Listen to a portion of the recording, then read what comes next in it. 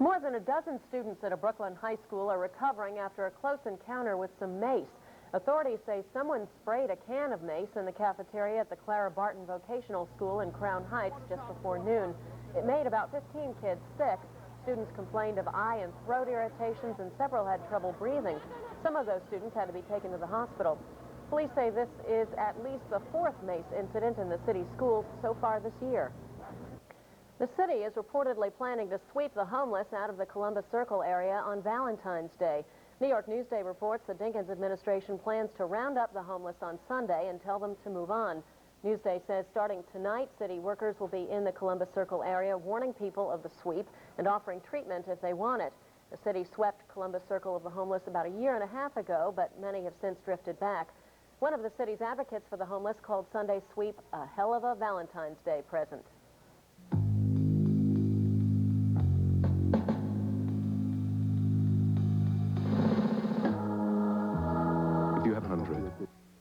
New Orleans is very much a food city.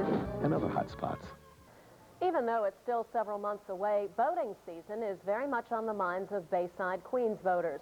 As our Queensboro reporter Gary Anthony Ramsey explains, the city may close its marina, leaving voters high and dry.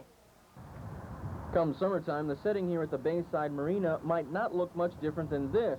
The city's decided not to open it for the coming season and maybe longer, to eventually replace the 50-year-old facility. But the decision is angering voters who say they don't trust the intentions of the Parks Department since they found out about the closing completely by accident. One of the boat owners was curious about not receiving a mooring contract for the season, so she contacted the Parks Department, the New York City Parks Department. She received a letter back from Betsy Gottbaum's office saying that we're sorry, but due to the storm damage, the dock will not be open this season. We have to repair it. The more than 200 boaters affected by the city's plan form a group called the Bayside Marina Boat Owners Association. They say the Parks Department's main office in Manhattan didn't even inform Queensboro Parks Commissioner Oliver Spellman about their plans. In addition, the city didn't renew its concession agreement with the private operator who ran the facility for 11 years and has closed the selection process for a new operator. The Bayside Marina was built in 1940 and is the last of 4 marinas that were built along this waterway before construction of the Cross Island Parkway. And the people that use it say that if this marina is closed for 2 years, it's unlikely to ever open again. Boat owners here say that only minor repairs are needed to open the marina on time. An engineer commissioned by the group concluded that the marina is a viable structure that should not need complete replacement at this time. We have to have the area cleaned up from the storm damage, and we need access to the water through the dock. We need launch service from the dock to the boats, and we need security for the dock and the boats. Residents and local politicians swamped the Parks Department with complaints forcing them to rethink their course of action. We are working with the Comptroller's office and Corp Council to secure funding. We're working on a tentative RFP to issue to looking for a marina operator. So we're cautiously optimistic that it will open. The marina generates more than $250,000 in annual boat fees. And the Parks Department is feverishly trying to find new money to repair other complexes in the city. Bayside boaters say that if properly handled, their marina fees could pay for its own repairs and be opened on time this year. In Bayside, Queens, Gary Anthony Ramsey, New York 1. With a look at sports, I'm Steve Cangelosi. The Islanders blew one last night at the Nassau Coliseum. Being up 3-0 on the Canadiens, they lose to Montreal 5-3. In this game, we'll pick it up less than 5 minutes in. Steve Thomas to Derek King. His 25th goal of the year gives the Isles a lead. Midway through the first, Islanders keep the pressure on. This is Marty McGuinness. The shot deflected. Patrick Roy was fooled. And then, just over a minute left in the first period, Pierre Turgeon behind the net, Thomas in front. The tip-in makes it a 3-0 Islander lead, but the rest of the game belonged to the Canadiens. Mark Fitzpatrick makes the first save. Then Paul DiPietro coyly knocks the rebound home. Islanders thought he was in the crease. Referees say no deal. Then, late second, Canadiens on the power play. Kirk Muller with the rebound. And that makes it a 1-goal game. Early third period, Fitzpatrick for the Islanders, totally fooled, loses sight of the puck. The game, the momentum changed as Muller scored again. And then about 12 minutes to play, Stefan Lebeau in front makes it 5-3. That's the one this way ended. The Islanders let it slip away. Meanwhile, they're still tied for fourth with the Devils in Detroit. 5 goals in the first period enabled New Jersey to lose, actually, to the Detroit Red Wings by a score of 8-5. College basketball, another win in the Big East for St. John's. They beat Providence 73-64 in this game. Red men on the move. David Kane to Sean L. Scott, and Charles Midland wraps up the nice play. St. John's was up big in the second when Providence made a mild run. Franklin Western, 2 of his 18 points to make it a 9-point game. But the Redmen never caved in. Down the stretch, Sean L. Scott, 2 of his 15 here. St. John's now half a game up on Boston College. And at the Meadowlands tonight, Seton Hall, a winner over Pittsburgh, 91-73. That's Arturas Karnišovas, 2 of his 32 points on the night. Karnišovas again, but this time he'll pass it. Jerry Walker, the Hall, and P.J. Carlissimo win it by 18. Danny Hurley missed it with the flu. Over 35 million people are dead.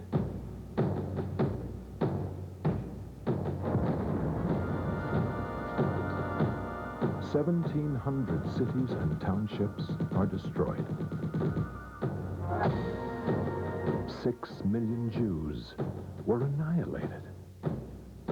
War is a symphony of destruction. Diesem Deutschland dingst du! Wir heute Deutschland in stolzer Freude deines... Orchestrated by few and paid for by many.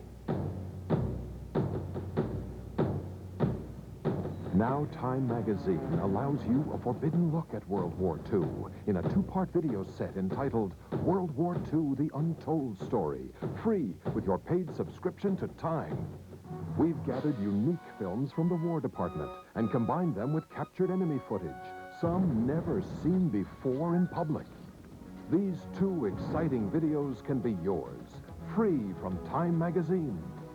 Let Time take you behind the scenes in politics, the arts, and social issues. Call now, and you'll get 26 issues for 3 easy payments of $9.89 each. That's almost 55% off the cover price. And we'll include World War II, the video set, for free. Fly with pilots on actual fighting missions and lay low in the trenches with our GIs. Help storm the beaches of Normandy and see confidential footage of Rommel in the desert. There is a horror to the nightmare of war and a glory. Call this number now and get great savings on Time magazine and your World War II video set free. This offer won't be available for long, so call now. We could be seeing temperatures in the 50s today. Weather on the One's forecast calls for a high in the upper 40s to the 50s with partly sunny skies. But don't head for the beach just yet. Dry air and 12-degree winds make it feel closer to freezing. Overnight, temperatures drop into the mid-20s. Humidity rises, and it should feel closer to just 21 degrees. Thursday, those rains we predicted may hold off for the day. Thursday looks to be mostly cloudy with highs once again in the upper 40s. But the wind chill says it'll feel 20 degrees colder.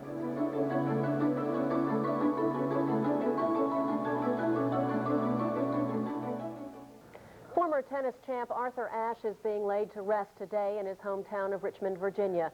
The 49-year-old former athlete and activist died last Saturday from AIDS-related pneumonia. Yesterday, thousands of mourners paid their respects to the fallen star as they came to view his body in the Virginia governor's mansion. Former UN Ambassador Andrew Young called Ashe a prince among men. Meanwhile, the International Olympic Committee announced yesterday that it's awarding its highest honor to Ashe for his service to the Olympics and its principles. Ashe is being buried next to his mother, Maddie, who died when he was 6 years old. And this Friday, a memorial service is scheduled here in New York at the Cathedral of St. John the Divine. You can watch that memorial service for Arthur Ashe live from start to finish right here on New York 1.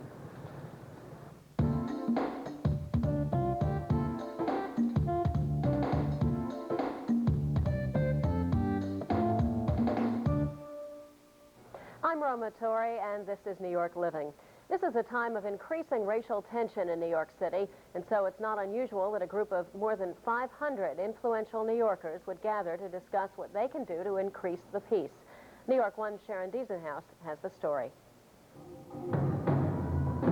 These concerned citizens have gathered at Cooper Union College to address the fine art of tolerance.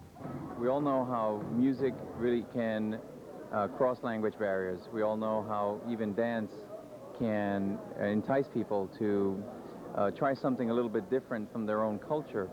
And so we've called together leaders from the cultural community, from the philanthropic community, and from the media community, essentially to give this idea an opportunity. For the conference, called Tolerance as an Art Form, there were panel discussions Tuesday representing the media, dance, theater, and the visual arts, including an exhibition from the Jewish Museum called Bridges and Boundaries, African Americans and American Jews.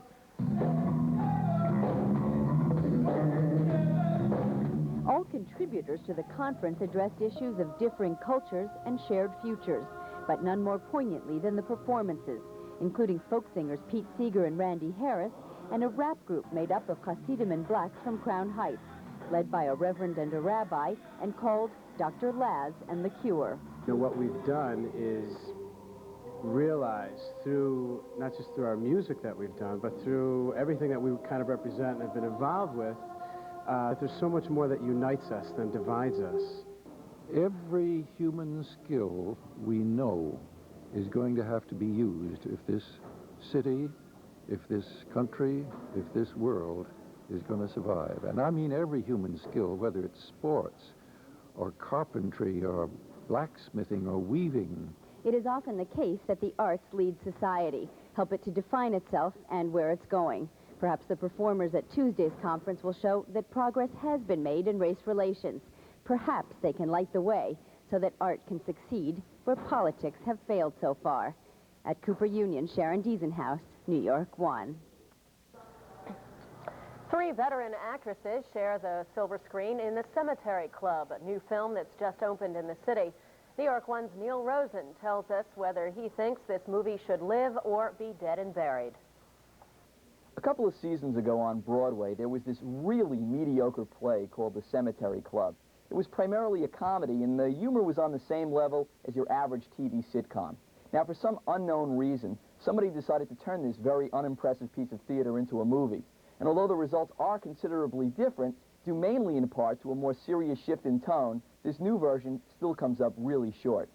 The plot revolves around 3 recently widowed elderly Jewish ladies, played by Ellen Burstyn, Olympia Dukakis, and Diane Ladd, who form sort of a support group and help each other with life's ups and downs.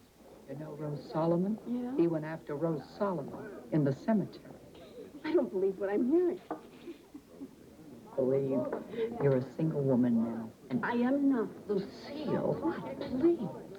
They all get along fine until Burstyn's character becomes romantically involved with a new beau, played by Danny Aiello. The other 2 women get jealous and try to break them apart.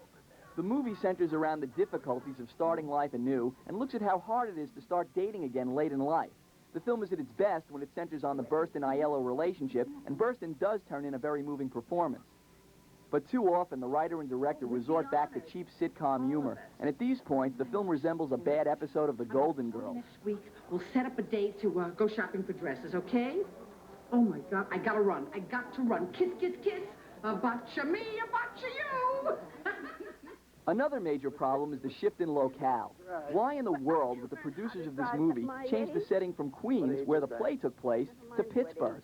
Whatever shortcomings the play had, and believe me, there were many, at the very least, it was unmistakably a New York story. The director says he changed the setting to give the film a broader message, but my guess is that the high cost of shooting a picture on our streets these days drove them to find another location. But whatever the reason, it was a major mistake, because there's a certain look and feel that you get filming on the streets here that can't be duplicated anywhere else. And since these characters act like stereotypical New Yorkers, the fact that they're walking around in Pittsburgh diminishes the credibility of the whole movie to anyone who lives in New York. The sanitized Jewish delicatessen that's located in Pittsburgh just doesn't cut it, nor does the suburban hotel in Pennsylvania that the ladies attend for a singles weekend that clearly reminded me of the Concord up in the Catskills.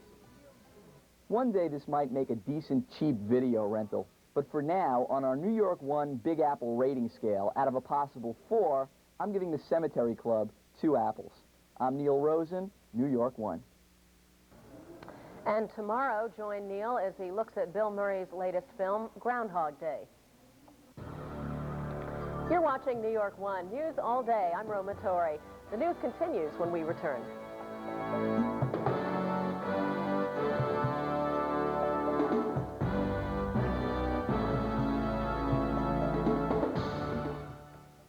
This season, make the most of your time on the slopes. Get the new Signature of Excellence video free and learn to carve turns from skiing's top pros. Call toll-free, and Skiing Magazine will send you the success.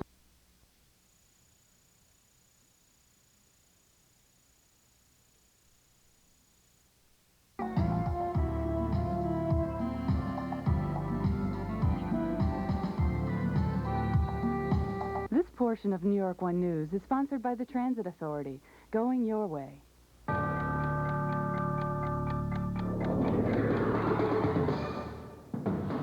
I'm Roma Torrey, and here's what's happening in a New York 1 minute. The confessed hijacker who used a starter's pistol is being held without bail. A 20-year-old Ethiopian student says he planned the hijacking of the Lufthansa jetliner to New York for a long time. He's being charged with air piracy. A 14-year-old boy from Bedford-Stuyvesant is dead, and his 17-year-old cousin is charged with shooting him. Police say Rolando Gonzalez and others were playing with a gun when it accidentally went off, striking his younger cousin in the head. The teens reportedly hid the body under a bed before notifying police. A winter weather advisory is wreaking havoc outside as rush hour commuters get a strong dose of Mother Nature's sloppy fury. Fallen jet Dennis Bird is headed home to Oklahoma. The partially paralyzed player was wheeled out of a New York hospital. And tennis legend Arthur Ashe is remembered in a New York memorial.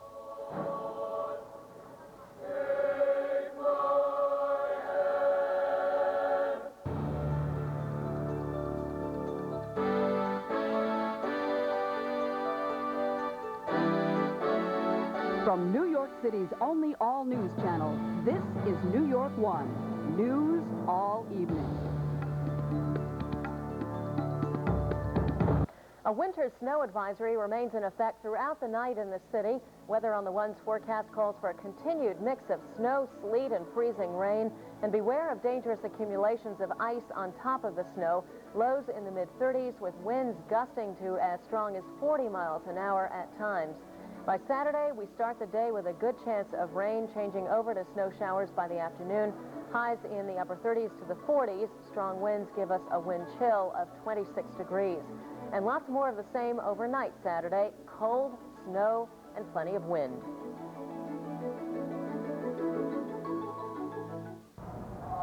An Ethiopian man who used a starter's pistol to hijack a plane with 104 people on board appeared in a federal court Friday. New York One's Gary Anthony Ramsey was there to tell us more about it. Gary. Well, Roma, after about a 4-hour delay, FBI agents led the young man into court in handcuffs for his arraignment in the hijacking of Flight 592. Less than 24 hours after arriving at JFK, 20-year-old Nebiyu Demeki appeared before Magistrate Judge Aline Ross. The Ethiopian student seemed almost giddy about his situation, smiling and giggling several times during his arraignment. U.S. Attorney Thomas Roach told the court, with no pun intended, that the U.S. feared Demeki would take flight if given bail. Demeki's defense lawyer, Marcia Levy, requested a bail hearing at a later date on her client's charges of air piracy. On Thursday, he used a starter's pistol to hijack Lufthansa Flight 592, originally headed for Egypt, but instead diverted to Hanover, Germany, then on to New York. Demeki smuggled the pistol on the plane underneath his hat in Frankfurt, Germany. He originally threatened to shoot passengers if the pilot didn't comply with his wishes, but later he agreed to surrender to authorities without resistance, which he did. Prosecutors say this hijacking was planned for personal reasons, despite the early confusion about his motives and his identity. We believe that he is the person named in the complaint.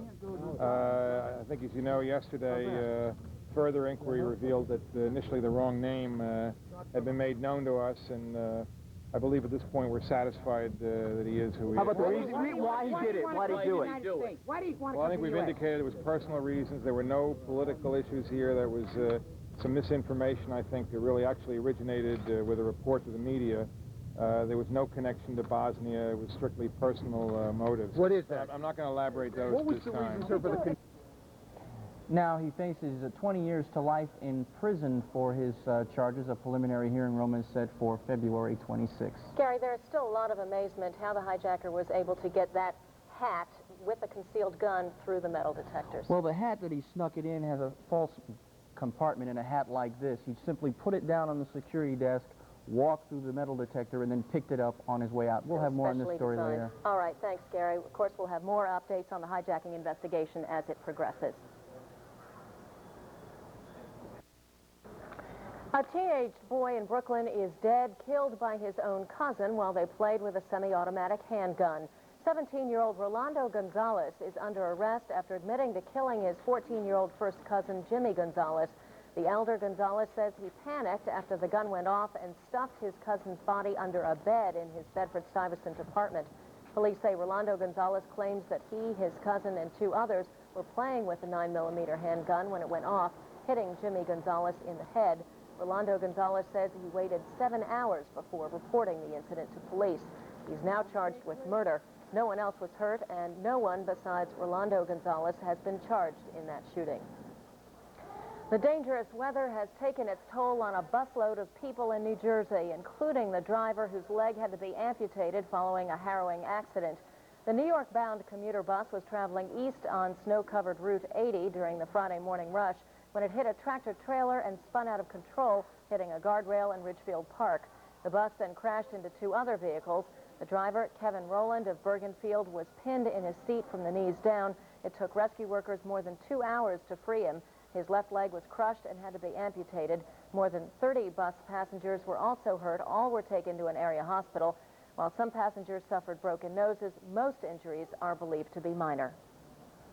The last half of 1992 saw a massive jump in overtime spending by the city. This according to the Daily News, which reports the city spent $223 million on overtime. That's up 26% over the previous 6-month period. Mayoral aides blame unrest in Washington Heights and Crown Heights, the Democratic Convention, the violent December storm, and the July 4th Tall Ships Festival for most of that overtime. There's a new report on how the Dinkins administration is managing New York City, from public housing to crime to the city's crumbling infrastructure. And as New York One's Melissa Russo reports, the numbers may surprise you. New Yorkers might not know it, but crime in the city has dropped steadily over the past couple of years. Major crimes in New York City, including murder, rape, burglary, and theft, fell 8% from 1991 to 92. Crime in housing projects fell 10% and 28% in the subways. The mayor and police commissioners say this is thanks to more cops on the streets.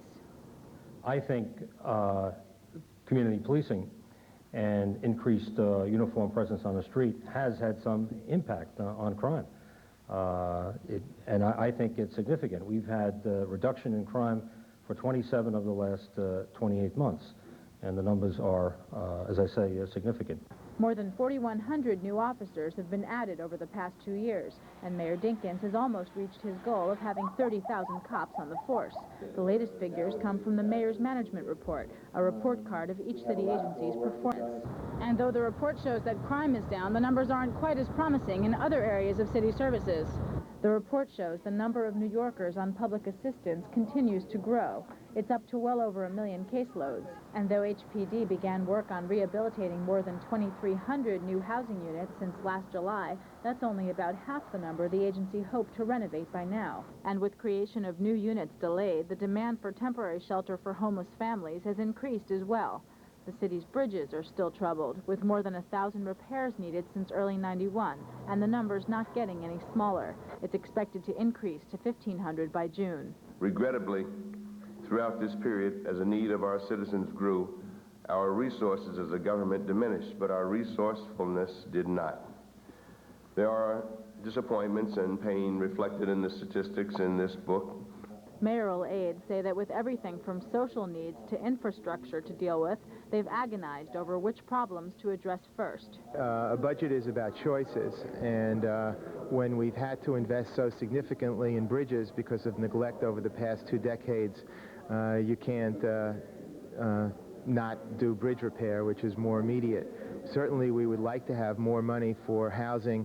But despite some unpopular choices the mayor might have to make, the news that crime is down is more than welcome for Dinkins in this election year. At City Hall, Melissa Russo, New York One. And coming up on New York Living, turning a profit on Wall Street. That is, if you've got $10,000 and some patience. We'll tell you how later in this half hour. How to turn a lot of annoying monthly bills into a single annoying monthly bill. Call 1-800-272-LOAN and ask about our low-interest loans. Anchor Bank, big bank banking, small bank caring. With our low rates, you'll be glad to know we have plenty of money standing by. Call 1-800-272-LOAN and find out which of our low-interest loans is right for you. Anchor Bank. Big bank banking, small bank caring. Now through Monday only, Nobody Beats the Whiz makes history with our unprecedented presidential sale. Huge savings on our unbelievable selection of TVs, VCRs, and camcorders. Low prices on audio components, cellular phones, personal computers, cameras, music, movies, and more. Super values in every department on the most famous names. Use your Privilege Plus card or shop by phone at our presidential sale. Nobody beats the whiz. 1 after. Weather. 11 after.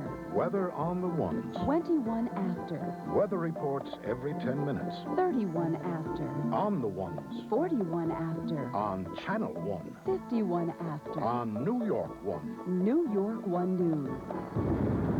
Because there's only one New York. Weather on the ones. Weather on the Ones is sponsored by TWA, the airline of the stars. There's just one word to sum up the weather outside: yuck. Weather on the One's forecast continues a winter weather and wind advisory overnight. Snow, freezing rain, and sleet bombard the city with winter's worst. Beware of extremely high wind gusts of up to 40 miles an hour, and ice can be a dangerous factor as it accumulates on top of the snow, lows in the 30s. Saturday, a good chance of rain showers followed up by potential for, guess what, more snow. Highs in the 40s, winds still high, and the wind chill is in the 20s. Saturday night, a repeat performance from the day. You might want to get a head start on Valentine's Day Saturday night and cuddle up with your loved one. Lows around 30, winds moving at 15 miles an hour, and it'll feel much colder in the teens overnight. And now a quick check of the extended forecast shows us Sunday, Valentine's Day, gets off to a real sloppy start, a chance of snow flurries, highs in the upper 30s to the 40s, lows in the 20s. And as we check travel conditions across the country, remember, you can always find the New York City time and temperature in the lower left-hand corner of your screen, right here on New York 1.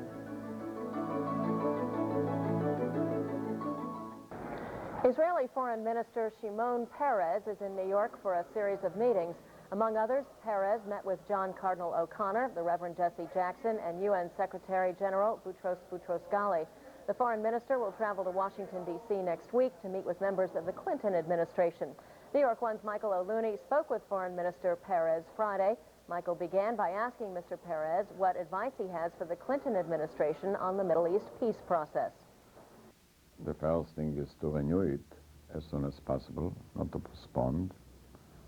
Secondly, to enlarge the informal part of the negotiations, particularly on the multilateral occasion.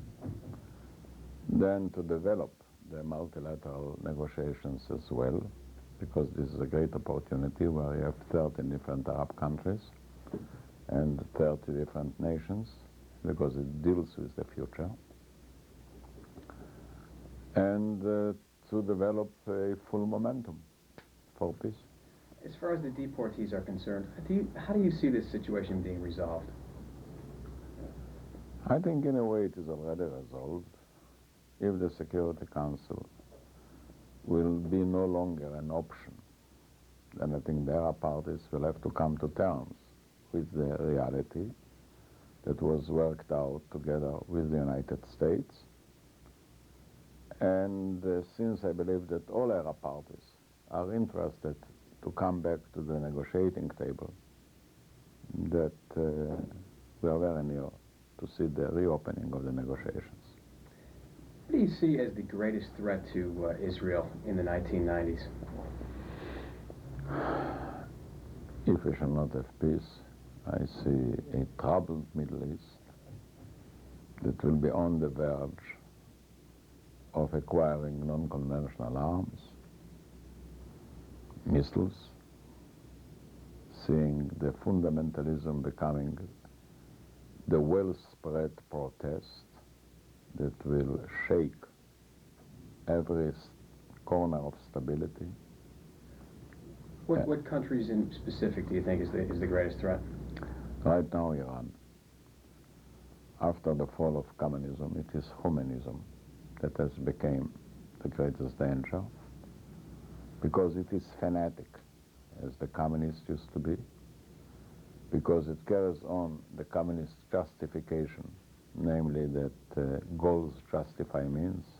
So you have the right to cheat, to assassinate, to double talk, to lie, because they have the tendency to export their fanaticism to many countries, finance it, train their people, and because they have a nuclear ambition. So all this combined creates a real danger. To keep up with the world and to keep up with art, science, business, the metro area, sports, food and fashion, entertainment. To keep up with the metropolitan area, keep up with the times. Now get 7-day home delivery of the Times for just $2.75 a week for the first 13 weeks. That's half off the regular home delivery price. Call 1-800-631-2500. 1-800-631-2500.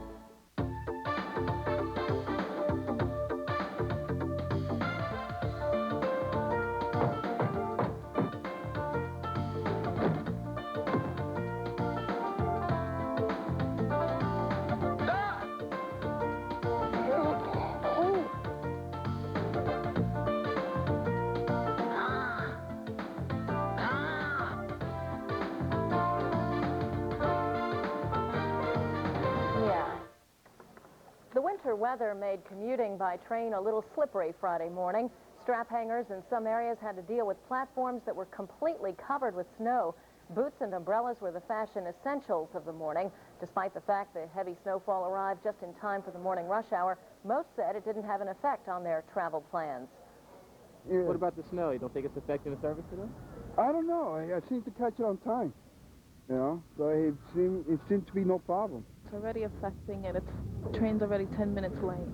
Really? Yeah. Is this normal? Is it normal?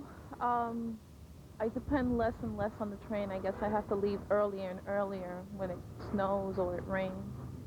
The Transit Authority reported no weather-related delays on the subways for the morning and evening rush hours, but officials say it was slippery and slow-going for buses. Time out for sports now with Bud Mishkin, and Bud, Knicks fans are sure hoping Lightning strikes twice tonight. Well, it's a big night. Last night they played very well, and they're hoping the same. All eyes are on Chicago tonight. The Knicks are playing the Bulls. The good news for Knicks fans is that Michael Jordan won't play. The bad news is that Michael Jordan won't play. Here's why. The NBA today suspended Jordan without pay for tonight's game. Wednesday night's fight against Indiana's Reggie Miller the reason. Jordan was fined $10,000. He will also lose $48,500 in salary. After last night's win over Houston, the Knicks look forward to the Bulls. You know, so I think it's past the point of, well, do we have to, you know, earn their respect or make a statement? No, it's about playing the champions, and, you know, we feel we can play with them. We know we're going to have our hands full, and, you know, the Bulls are defending champs, and they're playing extremely well right now. So it should make for a real good matchup, a real physical contest. Meanwhile, the Nets complete a home-and-home series tonight with the Pistons in Auburn Hills. Speaking of home-and-home series, the Rangers and Islanders begin theirs. They're playing at the Garden tonight, the Coliseum tomorrow. Highlights of all of these games later tonight and at midnight on Sports on 1, The Last Word. Baseball, Jim Abbott lost his arbitration to the Yankees, so he'll receive $2.35 million as opposed to $3.5 this year. The Mets signed Eric Hillman, Jeff Kent, and Darren Reed to one-year contracts. And former Met Greg Jeffries has been traded to the Cardinals for outfielder Felix Jose. Dennis Byrd is home tonight in Tulsa, just the latest chapter in a great story. He left Mount Sinai this morning, and as he said at his news conference yesterday, he will be back. Byrd will resume his recuperation as an outpatient in Tulsa. And finally, thousands of friends, family, acquaintances, and people whose lives were simply touched by Arthur Ashe went to the Cathedral of St. John the Divine today to remember Ashe. Among those speaking eloquently about Ashe's impact, New Jersey Senator Bill Bradley. All of these pictures celebrate the glory and dignity of a life well led. Goodbye, Arthur. You made a difference. You will be remembered. I had a chance to interview Arthur Ashe twice. There are players, stars, and superstars, and then there are important people. Arthur Ashe was in. This Valentine's, a new image. I'm calling 1-800-ROSES-ARE-US and sending balloons to my friends, flowers to my folks, stuffed animals for my sister's kids, and roses to myself. 1-800-ROSES-ARE-US, the year I didn't forget. This Valentine's Day, you want to show her how much you care. You need to call 1-800-ROSES-ARE-US. Call 1-800-ROSES-ARE-US now. You'd better remember Valentine's Day because she won't forget. Hello. Hi, Dad. It's Jenny. I'm here, too. How you doing this? We figured out this great way to save on long distance with three-way calling. You see, I call you, and then I bring Karen in on a call. So we all talking with only one long-distance call. Right, so the next time I'll call you and bring Jenny in on the call, and she won't have to pay. So you take turns saving. To save on long distance, get three-way calling from New York Telephone. Get it now and get connected free. We're all connected to New York Telephone. I love teaching. It's a chance to help. It's a chance to feel good about yourself, to look at other people and see them feel good. But teachers have been working under a contract that expired more than a year ago. That's just not right. It's time for Mayor Dinkins to enter into contract negotiations seriously with the teachers. If you want to make a commitment to the children, you've got to make a commitment to the teachers that teach them. A winter snow advisory remains in effect throughout the night in the city. Weather on the One's forecast calls for a continued mix of snow, sleet, and freezing rain. And beware of dangerous accumulations of ice on top of the snow. Lows in the mid-30s with winds gusting to as strong as 40 miles an hour at times. By Saturday, we start the day with a good chance of rain changing over to snow showers by the afternoon. Highs in the upper 30s to the 40s. Strong winds give us a wind chill of 26 degrees. And lots more of the same overnight Saturday. Cold, snow, and plenty of wind.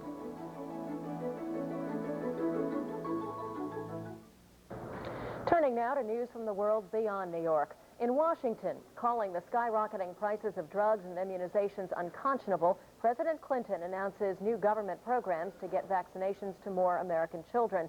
Mr. Clinton, accusing drug companies of profiting at the expense of the nation's children, noted the cost of vaccines at public clinics has gone from $7 to more than $90. The president has announced he's funneling $300 million into the immunization program, nearly double what the government currently spends.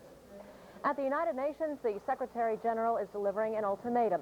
Boutros Ghali says if Serbs and Croats in Croatia don't make a real effort to throw down their arms, he's going to throw in the towel and pull all UN peacekeeping forces out of the area. He says he can't see continuing peacekeeper action in the region under current conditions. In Washington, the chairman of the Joint Chiefs of Staff has unveiled his vision of the future of the military, calling for only modest cuts in defense spending.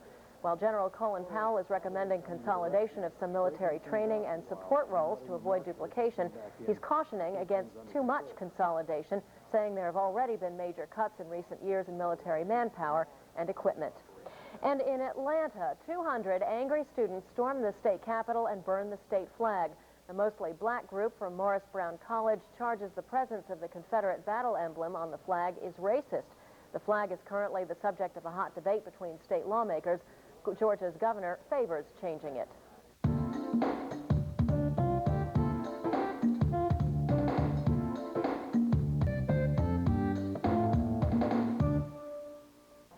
I'm Roma Torrey, and this is New York Living. We've all heard about those get-rich-quick schemes, land in Florida or a sure-thing stock. But is there really a way for a first-time investor to turn a profit, for example, on Wall Street? In our Ask Money segment, Money Magazine's Eric Gelman offers some sound advice on keeping your head above water on Wall Street. Is there an easy, no-nonsense way to invest in the stock market? Normally, when someone says he has an easy, surefire plan for beating the stock market, it's time to hold on tight to your wallet. But there really is a simple stock buying strategy that can give you an excellent chance of outperforming the Dow Jones average. Notice I didn't say you'd make money, just that you'd outperform the Dow. Now, this strategy isn't for everyone. For one thing, you'll need about $10,000 to invest to put it into practice. And you've got to be willing to do some homework. Still with me? Okay, here's how it works. Buy roughly equal dollar amounts of the 10 highest-yielding stocks among the 30 issues that make up the Dow Jones Industrial Average. The 30 Dow stocks include such big, well-known companies as IBM, General Motors, Exxon, Sears, and Westinghouse. 1 year after buying your 10 stocks, check to see which ones are no longer among the 10 highest-yielding Dow stocks. Sell those and buy the ones that have replaced them on the top 10. It's that simple. And your odds are pretty good. The Dow's 10 top-yielding stocks have outpaced the overall Dow Jones average more than 2 years out of 3. Since 1973, the 30 Dow stocks have earned an average total return of about 11%, but the top 10 have earned nearly 17% a year, including those fat dividends, although that figure doesn't take brokerage commissions or taxes into account. Since you're only trading once a year, however, commissions should not be a major expense. For New York One, I'm Eric Yellman of Money Magazine. What to get for your loved one this Valentine's Day? Well, that is the question plaguing New Yorkers this weekend.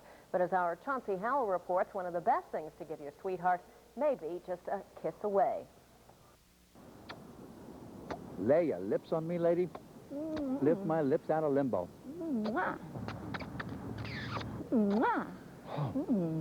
You know, Valentine's Day is coming. Falls on the same day as Lupercalia, the Roman feast. It was a fertility feast, and Roman youths and maidens would whip each other with raw, damp dog thongs, dog hide thongs. I don't think that's a custom we want to bring back. Better we should go out and buy nice lingerie, right? Ooh, Do you agree? Yes. The town shop, now that's the place to buy lingerie. Definitely. Those people there are into their lingerie. Do we have to have this balloon? What do you think? It's adorable. It's better on you than me. Get undressed and try it. Isn't that a darling gown? Yeah. It's a peignoir, though. Is that what you Young. call a peignoir? Well, we can call it a peignoir set. Uh-huh, it's The nice. gown and the robe, and it's adorable. This is the little short gown, Great. which is all cotton, simply beautiful. The nectar of Venus, the language of love. Yes, a kiss is all of this and more. That's the sort of gown people call and say, send me my gown. We don't ask questions, we know. This see the is model. what they want. Can we see the model? And sips in the nectar for honey. So should you sip in the nectar from between the lips of your love. And it is nectar. Este es un bikini rojo con corazón. Este es un bikini rojo para el día de San Valentín. And this is the camisole that goes With the bikini. And together, fabulous. By the way, the music you're listening to is called On the Level, You're a Little Devil. I'm a big devil.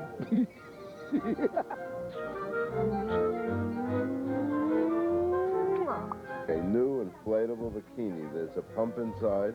It pumps up the bikini that makes the smaller girl look bigger. It says on the ticket, fill the void. Fully inflatable. Pump it up. You don't have to say Would a you word. care for one of You these? just said it all.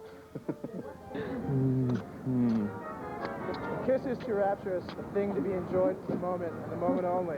Linger longer on her lips. Linger longer? Have you ever lingered before? Oh, this is right. Sorry. Just a minute. Let's see if we get it It's a little too small, would you say? Got it in a bigger size. Give it a larger size. The contact of the hair of the eyelash is one that is almost indescribable. 90 years old? Why not? Like an idiot. The contact of the hair of the eyelash is one that is almost indescribable. Suffice it to say, it is a charming bypass in the meadows of love that is pleasant, provocative, and yet not exhausting. Woo. Well, I don't know about you, but my lids are getting tuckered. Chauncey Howell with, I never asked you your name. Pat Light. Pat Light. You've got great lids, Pat Light. Well, thank you. Happy Valentine's Day. Thank you, Chauncey. Happy Valentine's Day to you. Oh, what a lid. And you can see Chauncey each Monday, Wednesday, and Friday right here on New York One. You're watching New York One News. I'm Roma Torrey. Stay tuned. There's lots more news ahead.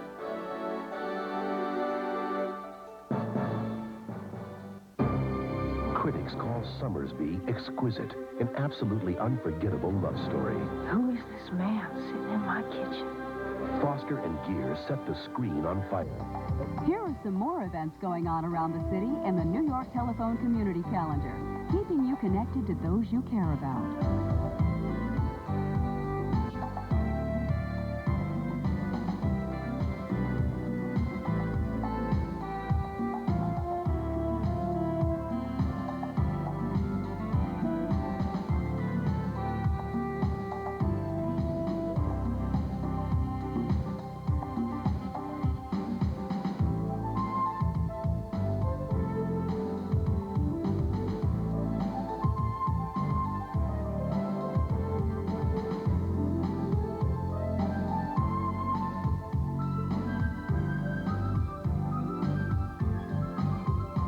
portion of New York One News is sponsored by the Transit Authority. Going your way.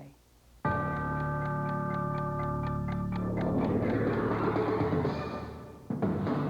Roma Torrey, and here's what's happening now in a New York 1 Minute.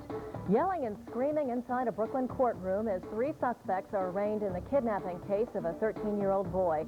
Rabbi Shlomo Helbrand, his wife, and Mordecai Weiss, a yeshiva teacher, are charged in the kidnapping of Shai Fima. The boy is still missing.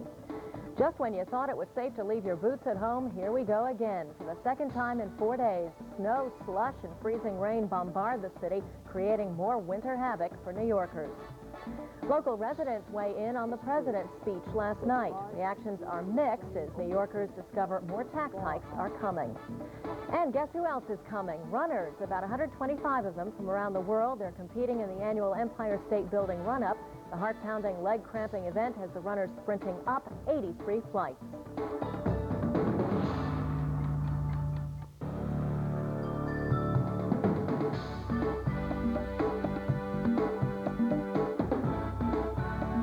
From New York City's only all-news channel, this is New York One News. All day. Here we go again. Weather on the One's forecast says the snow and rain and just about everything else dumped on us will continue until about midnight. The snow and slush changing over to rain in the afternoon. All told, we'll get about 2 to 4 inches by the time it's over. Highs up into the 40s, but high winds give us a wind chill in the teens. Tonight, again, rain, sometimes quite heavy, lows around freezing. It'll feel closer to 18 degrees. On Wednesday, it should improve with a little sun, a little clouds, and yes, some more flurries.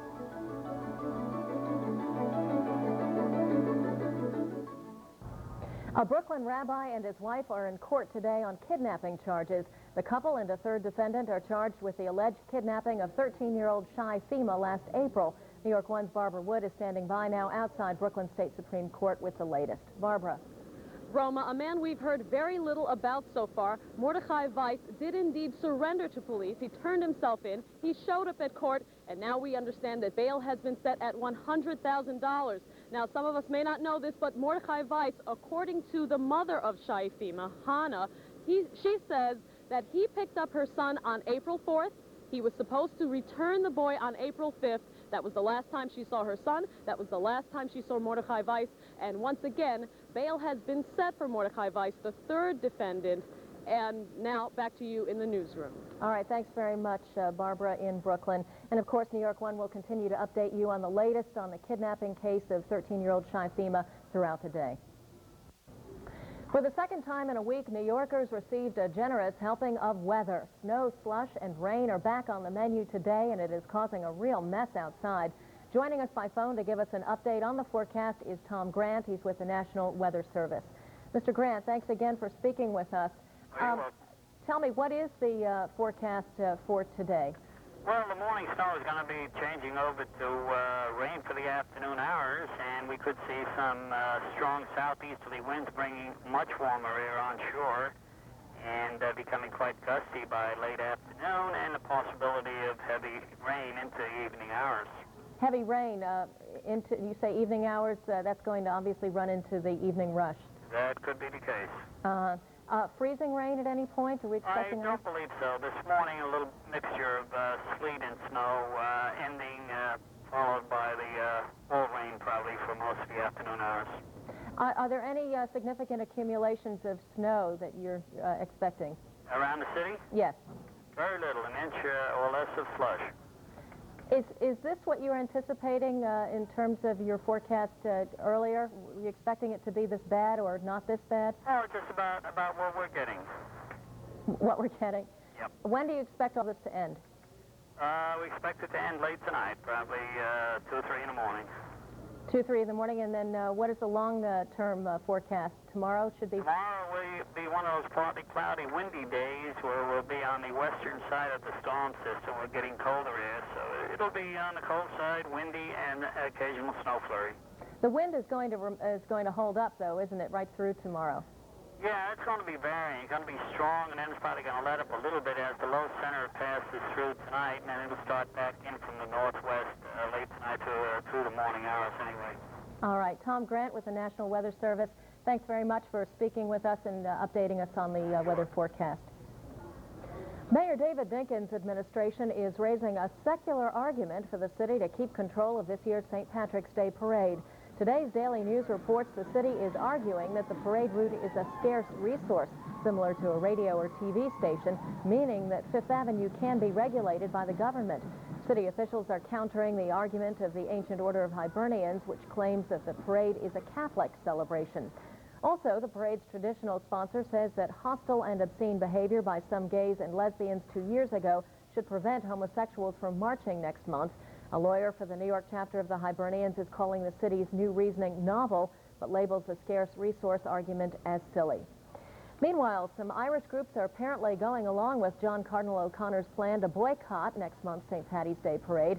According to New York Newsday, Irish organizations such as the Emerald Societies are planning to join the Cardinals' proposed boycott of the event.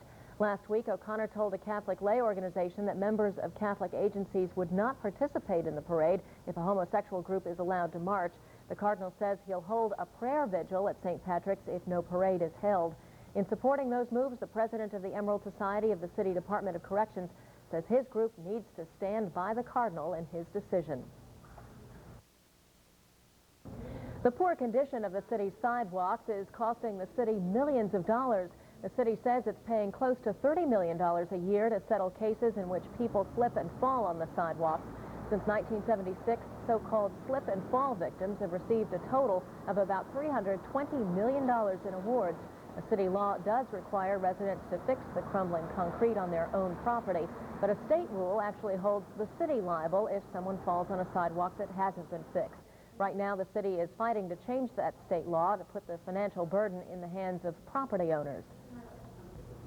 The race to fill Carolyn Maloney's old city council seat is almost over. With a special election scheduled for February 23rd, the candidates are now reaching out to voters on Manhattan's east side.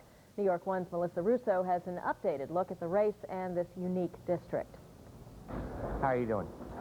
I'm Mike Gordon, running here for city council. It's been a complicated race so far, marked by multiple candidates, political infighting, little time to plan, and even less voter interest. Are you aware that there's a city council race right now? Nope. Where do you live? East 92nd. And do you have any idea that there's a city council race going on right now? No, did not know that. Who's in the lead? So do you think you'll vote? No. How come? Because I'm not informed about it. And even if you know there's a special election on February 23rd, you might not be sure if it's in your district. Because of its confusing gerrymandered shape, the so-called machine gun district lacks unity. It stretches from 14th Street in the East River all the way north to the edge of East Harlem, with protrusions and jagged lines throughout. It contains everything from the Stanley Isaacs housing projects on East 93rd Street to private middle-income developments like Stuyvesant Town to these commercial midtown towers. It also houses the city's ritziest retail spaces and the real estate of New York City's richest. And with the variety of neighborhoods that make up this district, there's some disparity in needs. Some candidates have appealed to co-op and condo owners with pledges to lower property taxes, while others have appealed to seniors in city housing to improve health care and benefits for the disabled. But for most residents in this district, the needs are about the same. They care about reducing crime and improving quality of life. Pooper scooper law, alarm laws, bicycles on the sidewalk, the simple day-to-day things that make a neighborhood a better place to live. Some claim the district was gerrymandered to give Republicans an advantage, but the reality is the district is largely Democratic in registration. In this election, party affiliations aren't listed on the ballot, but there are 7 Democrats running: Jane Crotty, Paula Blasband, Wari Price, Wayne Fisher, Trudy Mason, Mike Gordon, and Joanne Police. While the 7 Democrats are scrambling for votes without major endorsements, one Republican, Andrew Aristoff, has gained unanimous support of local Republican leaders. What's happening here is that the Republicans are making a determined effort to capture the seat. They have 5 members of the city council out of 51, and they'd like to add a 6th. Aristoff challenged the petition signatures of the only other Republican in the race, Eileen Nadelson, and Trudy Mason's place on the ballot has been challenged by Wari Price. By Tuesday afternoon, both their candidacies could be history. Despite the issues affecting this race, it hasn't been a very issue-oriented campaign so far. In fact, most of the candidates seem to agree on the issues. So this race is likely to hinge on who spends the most money and who can convince the most voters that it's important to vote in this city council election. On the east side of Manhattan, Melissa Russo, New York 1. And coming up on New York Living, a unique group that offers support to young New Yorkers on dialysis. That report later in this half hour. A lot of people ask me if they can really afford the quality of the Buick, Jim. I bet they're surprised when you get done with them, huh? Well, yeah. I tell them they can drive a Buick Century for around $260 per month. And that's equipped with power steering, power brakes, power door locks, AM/FM stereo, a big V6, and an airbag. Right, and tilt steering and automatic transmission. You know, the list goes on, all for around $260 per month, and with no money down, Jim. And don't forget, Joe, Century is the safest family sedan on the road. Test drive a Buick Century. At $263 a month, it's quality you can definitely afford. There he is, rediscovering the sounds of his youth. He'll tell you his music never sounded so good. He's smiling because his state-of-the-art Iowa Personal Portable has all the features he could ever want. He's also smiling because he paid such a low price for it at Nobody Beats the Whiz. I'm smiling because with this remote, I can turn his music off whenever I want. Iowa Portables at Nobody Beats the Whiz, for the kid in all of us. Living in New York City is not like visiting the city or commuting to the city. Living in New York can be complicated, but it just got easier because of New York Living on New York 1 News, the all-news, all-day, all-night cable channel only for New York City. New York Living is reports on personal finance, the environment, health and fitness, travel, fashion, consumer information, entertainment and food. Lots of information about living in New York City. So check out Channel 1 and New York 1 News for New York Living, because there's only one New York and you live here. It's not as bad as last week, but Weather on the Ones gives us what feels like a replay of Friday's stormy weather. The winter weather advisory ends with snow changing over to rain in the afternoon. A total accumulation of about 2 to 4 inches expected when it's all done by midnight. Highs jump way into the 40s. That explains the rain. Winds quite strong at 17 miles an hour, making it feel closer to 24 degrees. Tonight, lows dip back into the 30s, but again, rain heavy at times and possibly thunderstorms in this city. It remains quite windy, making it feel at least 10 degrees colder. And Wednesday, the worst will be way behind us. Highs in the upper 30s, partly cloudy skies with a chance of light flurries. Winds remain pretty strong, blowing at 20 miles an hour, giving us a wind chill that's 13 degrees. And as for the extended outlook, dry days ahead. By Thursday, we'll have sunny skies with highs in the upper 20s, lows in the teens. And as we check travel conditions from one coast to the other, remember, you can always catch Weather on the Ones every 10 minutes right here on New York 1.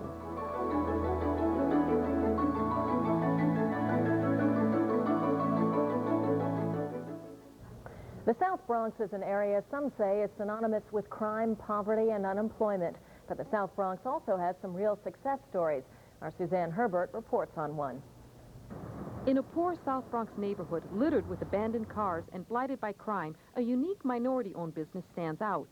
Katie Didd's Dancewear, here in Port Morris, Mott Haven, is cornering the market in warm-up clothes for dancers. When we first moved here, there used to be crack addicts. We would have to ask them to leave from the doorstep so we could get in the building. That was 6 years ago. Today, the machines are humming 7 days a week to keep up with the orders for their top-of-the-line knitwear. In New York, dancers from all the major dance companies use their clothes, including these two performers from the Dance Theater of Harlem. Dancers usually start their warm-up with 2 or 3 layers at a minimum. Warming the body, protecting the body is very important. The two owners, David Lee and Tricia Kay, know the business inside out. They're ex-dancers themselves. They met in Oakland in 1980, and that's when they found a common interest. She would sit on one side of the table and knit, and I would sit on the other side. And, you know, we just sat there and made leg warmers for our friends. This is one of their original machines. After a few years, they decided to move their fledgling business to Manhattan, but when rents got too steep, they headed for the Bronx. It was actually the best move that we made, business-wise. Here they were able to take advantage of government incentives and cheap rents, twice the space at a third of the price in Manhattan. But beyond the savings here, they found something else. There were a lot of good people out here, workers. Yeah. We found that, you know, there were a lot of displaced garment workers out here that, you know, they were happy to have a job. Today, KD Dids employs 30 people. Most of them live in the South Bronx. Some used to be on welfare. I was in public assistance, and then I went to school, and in the school somebody told me that I need somebody in this place. I mean, I I learned a lot from here, and I like this job. I really like it. The popularity of this company's products has grown beyond dancers. Recently, their bodysuits and tops have begun showing up in high-fashion magazines as trendy streetwear. By providing jobs for workers here and carving a successful marketing niche for itself, KD Dids is proving a bright spot in this struggling neighborhood. In the Port Morris, Mott Haven section of the Bronx, Suzanne Herbert, New York 1.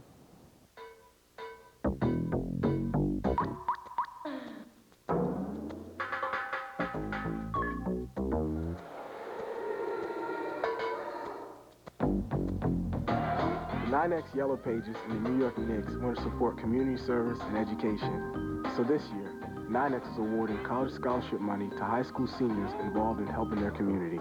For more information, see your guidance counselor or call this number. Make this the winter you learn to ski better with tips and techniques from ski's top teaching pros. Found in this all-new Ski Better Now video, yours free. Call this toll-free number today, and Ski Magazine will send you this video free with your paid subscription of only $11.94. Enjoy a full season of Ski Magazine, America's top-rated magazine for skiers. Beginner or expert, reach new levels of ability. Call today to get Ski Magazine, plus your free video, and Ski Better Now. I'm Roma Torrey, and here's a look at our headlines at this hour. Mayhem in a Brooklyn courtroom as Rabbi Shlomo Helbrands, his wife, and a yeshiva teacher are all charged with the kidnapping of a 13-year-old boy. Shai Fema has been missing since last April. For the second time in a week, New Yorkers have their hands and feet full with weather. In addition to the snow and slush, heavy thunderstorms are likely through the night. Some stormy reaction to the president's speech last night. New Yorkers had strong feelings pro and con to the news that taxes are going up. And something else is up. Bodies. About 125 runners sprint up 83 flights in the Empire State Building. They're competing in the 16th annual Empire State Building run-up. Our winter weather advisory has been canceled, but the snow, sleet, and freezing rain continue to fall in our area. New York 1's Carol Ann Riddell is standing by in Midtown now with the latest on this winter storm. Carol Ann? I'm here in Midtown Manhattan where, as you can see, things are getting increasingly messy. We have a mix of rain and sleet falling throughout the metro area. Now, the winter advisory for the city has been lifted, but according to the Weather Service, we're not quite out of the woods yet. The snow has turned to rain. It's falling quite steadily at this point, and we expect that that rain will turn into thunderstorms that will continue until about 2 a.m. this morning. Now, the Department of Transportation is urging that if at all possible you use mass transit, avoid getting in your cars. Although there has not been a lot of accumulation, it's very slippery out here. Again, allow some extra time to get to wherever you're going and bring an umbrella because it's wet and it's going to get wetter. From Midtown Manhattan, Carol Ann Riddell, New York 1. Mayor Dinkins is taking a different approach to campaign fundraising as he seeks re-election this year. New York 1 has learned the mayor's campaign is planning house parties in hundreds of homes throughout the city. Supporters are being asked to host small gatherings in their homes, with each person donating money. Mayor Dinkins will speak by way of cable or telephone to all the parties simultaneously. The Dinkins campaign hopes to hold about 300 house parties, all on Monday, March 29th, with each raising at least $1,000. The once ultra-conservative magazine, The New Yorker, continues to break tradition. In the upcoming 68th anniversary edition, editors of the magazine plan to do a little tampering with its cartoon character, Eustace Tilley. Tilley, the symbol of sophistication, has graced each anniversary cover since The New Yorker's first issue back in February 1925. However, this year's issue will showcase Tilley in many not-so-flattering scenarios, such as sitting atop the Empire State Building and being plastered over the cover of food packaging. This comes on the heels of last week's cover that stirred intense protest by some. The cover showed a Hasidic man kissing a black woman to symbolize racial harmony. The New Yorker anniversary issue is due out February 22nd. Well, I think that over 10% of the U.S. population goes to bed hungry, and that's something that's hard to imagine. At my restaurant, like a lot of restaurants, we have extra food. Most restaurateurs don't necessarily know what to do with that food, though. And it's just a totally logical connection that we who often have leftover food would want to address this problem of hunger. The most effective way is through an organization, which is actually a national organization called Share Our Strength. They are simply agents who connect the restaurants with the shelters.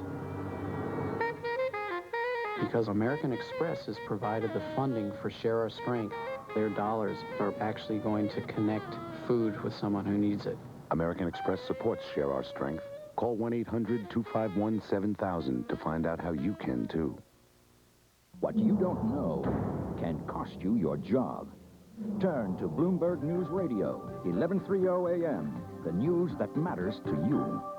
What you don't know can cost you your health. Turn to Bloomberg News Radio, 1130 AM, the news that matters to you. What you don't know can cost you your business. Turn to Bloomberg News Radio, 1130 AM, the news that matters to you. This season, make the most of your time on the slopes. Get the new Signature of Excellence video free and learn to carve turns from skiing's top pros. Call toll-free, and Skiing Magazine will send you this exciting video free with your paid subscription of only $11.94. Ski with more confidence, control, and style. Enjoy a full season of Skiing Magazine, America's authority on instruction, equipment, fashion, and travel. Don't wait. Get Skiing Magazine and your free video. Call today to make this your best ski season ever. Here we go again. Weather on the One's forecast says the snow and rain and just about everything else dumped on us will continue until about midnight. The snow and slush changing over the rain in the afternoon. All told, we'll get about 2 to 4 inches by the time it's over. Highs up into the 40s, but high winds give us a wind chill in the teens. Tonight, again, rain, sometimes quite heavy. Lows around freezing. It'll feel closer to 18 degrees. On Wednesday, it should improve with a little sun, a little clouds, and yes, some more flurries.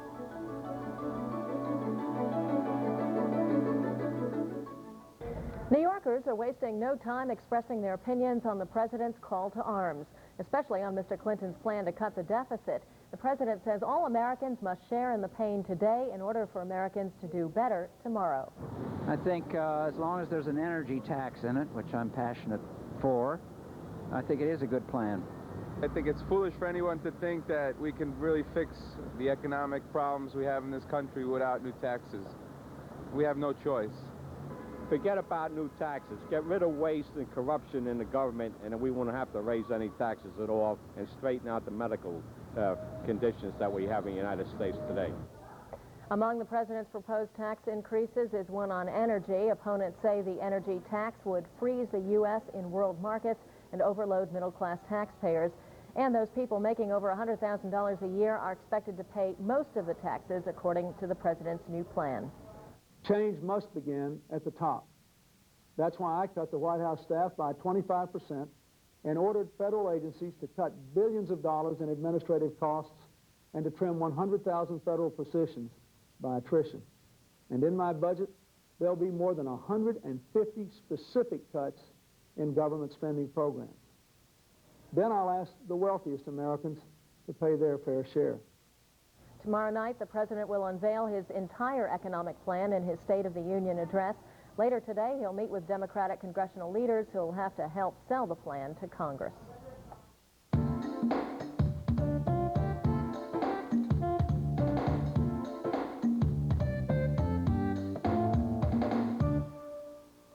I'm Roma Torrey, and this is New York Living. For the hundreds of New Yorkers awaiting a kidney transplant, the routine of undergoing dialysis can be frustrating and depressing. New York One's health reporter Nancy Liu tells us now about a unique youth group in the Bronx that's lifting spirits. Yes, is the bat. Video games are part of the daily diet for many teenagers, but this is the closest Kevin Hoist usually gets to a video arcade. Undergoing 4 hours of dialysis every other day hinders him from being an average teenager. Steven started laughing, thought I was joking. That's why he and other young dialysis patients in the North Bronx decided to form their own support group. Messes your life up. It's like half of your life is gone. Yeah, because you really can't do the things you want to do. The things that you want to do, you're in the hospital on dialysis for 3 hours. Then when you get off, you're kind of weak, tired. You want to go home and go to sleep.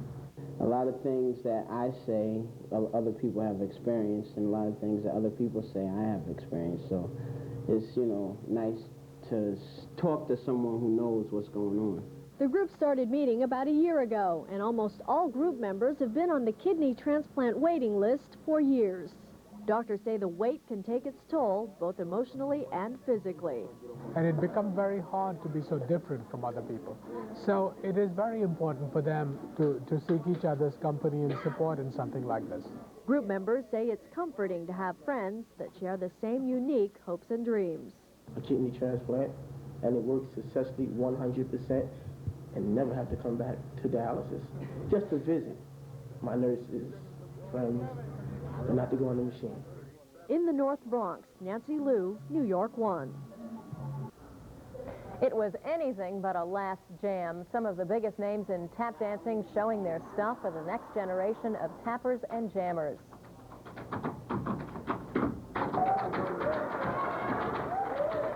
Jimmy Sly, that's Savian Glover there, Gregory Hines and others performing to raise money for a tap dancing scholarship for homeless children. The scholarships will offer a year's study at Woodpecker's Tap Dance Center in Soho.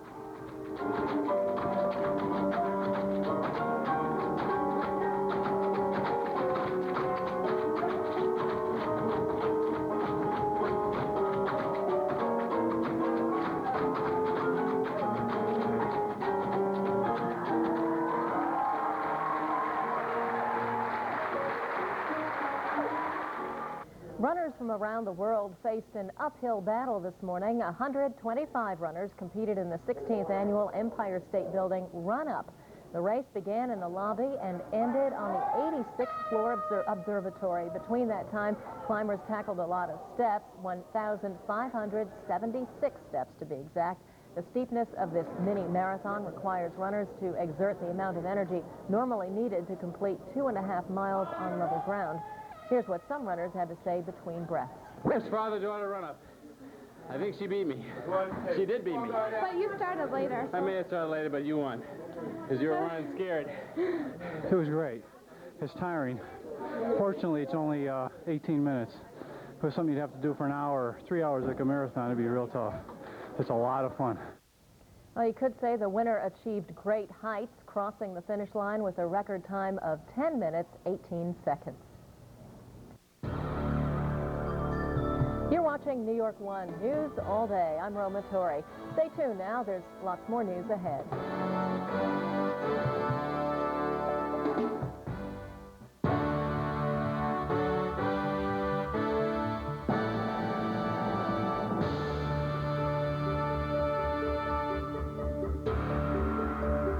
Video and ski better now. Mayor Dinkins is going to Japan. When the mayor visits Tokyo, he'll be working to keep Japanese investments and jobs in New York. New York 1 News will be there too, covering the mayor's work completely, exclusively, taking the time to do it right. I'm Dominic Carter. Join us as we follow the mayor's mission to Japan, with regular reports throughout the day on New York 1 News, because there's only one New York. Here are some more events going on around the city in the New York Telephone Community Calendar, keeping you connected to those you care about.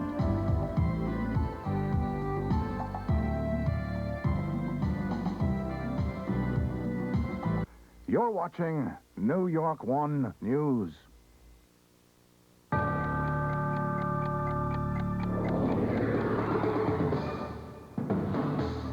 I'm Roma Torrey, and here's what's happening in a New York 1 Minute. Closing arguments in the trial of a gynecologist known as Dr. Blood. Dr. Abu Hayat is accused of attempting to perform an illegal abortion on a woman who was 8 months pregnant. Her baby was born with a severed arm.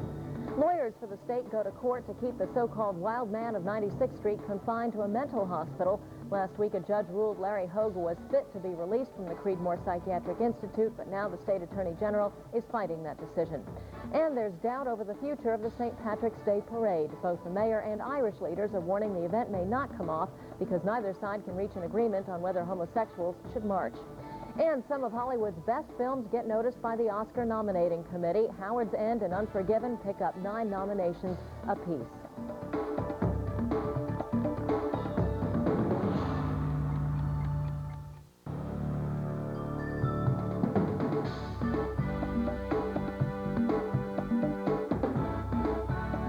From New York City's only all-news channel, this is New York 1 News all day. What a difference a day makes. Weather on the ones today gives us partly sunny conditions with highs in the upper 30s, but expect strong breezes from the northwest, making it feel nearly 30 degrees colder. Tonight, the thermometer dips down into the 20s. Continued high winds put us in the sub-7 degree category. Clouds do get thicker overnight. Thursday, more clouds, but colder temperatures in the upper 20s. The wind chill again makes it feel much colder, around 1 degree.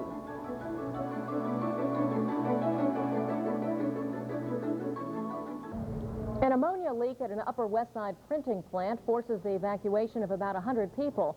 The fire department says anhydrous ammonia was leaking from a tank at the plant at 170 West 74th Street near Columbus Avenue. No injuries were reported. We have a hazardous material incident. We have an anhydrous ammonia cylinder that's leaking. This was used for a coolant in the copy machine. Right now we have the hazardous materials unit in there. They have closed off the leak. They isolated the leak, so there's no longer any danger, but we've got to check every floor above to see if there's any residual gas. Lawyers for both sides in the trial of the so-called Butcher of Avenue A have their final say in court today, and New York One's Jonathan Dienst is at State Supreme Court in Lower Manhattan with the latest. Jonathan. Mel Roma, the defense has rested, arguing that even if abortion doctor Abu Hayat did make some mistakes during his procedures, that he did nothing criminal. For nearly 2 hours, defense attorney Ronald Veneziano argued that Dr. Hayat did nothing illegal when he tried to perform an abortion on a woman who was 8 months pregnant. Prosecutors say Hayat botched the abortion, severing the arm of the baby, a baby who today is 16 months old. Veneziano says the woman, Rosa Rodriguez, misled his client, misled the doctor, into believing that she was only 4 months pregnant. He also said other doctors had misdiagnosed how late in the term Rodriguez was, and that Rosa Rodriguez's own mother never even realized that her own daughter was pregnant. Summing up, he said the abortion attempt wasn't botched and that it wasn't illegal. You see, as horrible as it is, it has to be remembered that the whole purpose of the abortion was to kill the child. Horrible as it is, that's what the purpose of that abortion was, to kill the child. And the way abortions are accomplished is to dismember the fetus, to rip it limb from limb, and that's how the abortion is done. So that even if you find that the doctor did dismember the child's arm, that was a justifiable act if you find that there is reasonable doubt that he's guilty of the underlying abortion. If he's not guilty of the abortion, then he was doing what he was supposed to be doing. As horrendous as it is when you hone in on it and when you think about it. Now, prosecutors will make their closing arguments this afternoon. Dr. Hayat faces a host of charges, including performing illegal abortions and assault. If convicted, he faces up to 60 years behind bars. Let's go back to Roma in the newsroom. Jonathan, is a long deliberation process expected in this trial? Well, you never know how long a jury will take to reach a verdict, but they say they will get the chance to start deliberating later this afternoon. All right, Jonathan Dienst, thanks very much. And of course, New York One will have the verdict of that trial as soon as it comes in. State Attorney General Robert Abrams attended a hearing today for the so-called wild man of 96th Street. Lawyers from Abrams' office are trying to keep Larry Hogue in a Queens psychiatric facility for at least another 6 months. New York One's Karim Haji is standing by now at State Supreme Court in Brooklyn Heights with the latest. Karim. Robert, Larry Hogue's future is now in the hands of 4 judges here at the State Supreme Court Appeals Division who will decide on whether he will be released or not. Now, both sides have presented their arguments, and in a nutshell, the Attorney General's office argued that Hogue is mentally ill and that he should be kept in a hospital. On the other hand, the defense argued that Hogue is really not ill, but will seek psychiatric treatment if he is released. Larry Hogue currently constitutes a danger to himself and to others in the community. Dr. Kattalia indicated that he has an historic pattern of deterioration once he is released from his prior admission, that he has an historic pattern of non-compliance with any type of aftercare program that's been recommended, that he currently denies his mental illness. The doctor said he was not hallucinating, that he was not delusional. In the testimony, the doctor indicates that he is delusional. He might be hallucinating. We're not clear because that has to be settled. The record wasn't settled. But then again, goes back to the fact that the patient is not psychotic. A decision on whether or not to release Hogue won't be made for at least a few weeks. There were a few residents here from the Upper West Side, and they expressed concern and said if Hogue is released, he will simply return to the neighborhood and terrorize it once again. Reporting from Brooklyn Heights in Brooklyn, I'm Karim Haji. Back to you in the newsroom, Roma. Karim, if Hogue is in fact released, is there any way to prevent him from reverting back to his wild ways on the Upper West Side? Not really. I mean, the lawyers here say that if Hogue is released, he will stay with his family in Connecticut. However, there's no way of preventing him from coming into Manhattan and going back up to the Upper West Side as he has done so many times in the past. One of the biggest concerns is that he won't continue to take the medication that he's required to take. Was that brought up in the hearing? Yes, I was brought up on the part of the Attorney General, saying that he has done that in the past, and his record in the past shows that he simply refuses to take the medication. He will take it while he is in the hospital. He will take it while he is under supervision, but as soon as you leave him alone for a while, he decides not to take it and then goes back to his wild ways. All right. Karim Haji in State Supreme Court in Brooklyn, thanks very much. And we, of course, will continue to update our viewers at New York 1 on the status of this case. Mayor Dinkins and Irish leaders are warning that there may not be a St. Patrick's Day parade this year. A ruling is expected next week on a claim that the city is violating the rights of the Ancient Order of Hibernians by demanding that a homosexual group be allowed to march.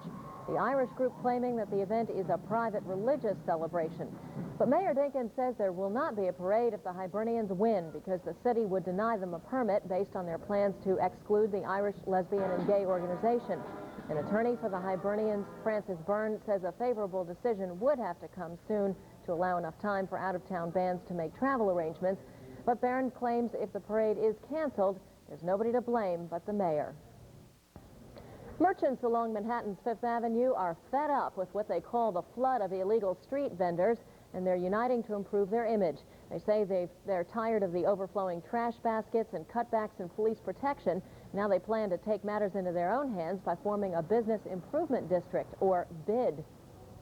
We recognize that Fifth Avenue is one of the great assets of this city. And like any asset, you have to continually polish it, to preserve it, to enhance it.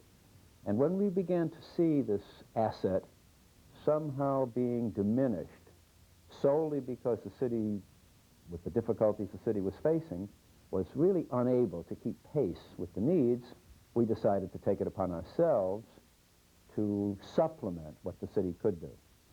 If the bid is approved by the City Council, the Fifth Avenue District will levy a tax of 10.5 cents per square foot on all property owners in the area. That money will go to pay for services such as increased security and more frequent trash removal. Coming up on the New York Living Health Report, is there a link between vasectomies and prostate cancer? We'll have that story later in this half hour.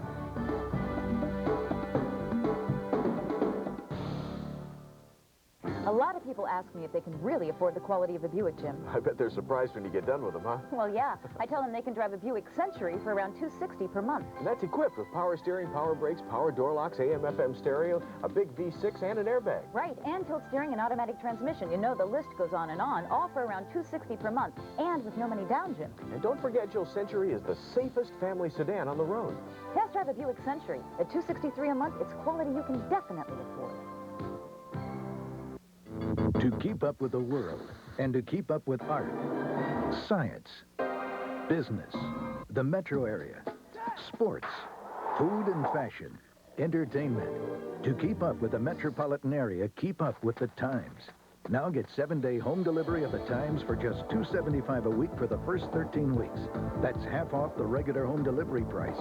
Call 1-800-631-2500. 1-800-631-2500. New York 1.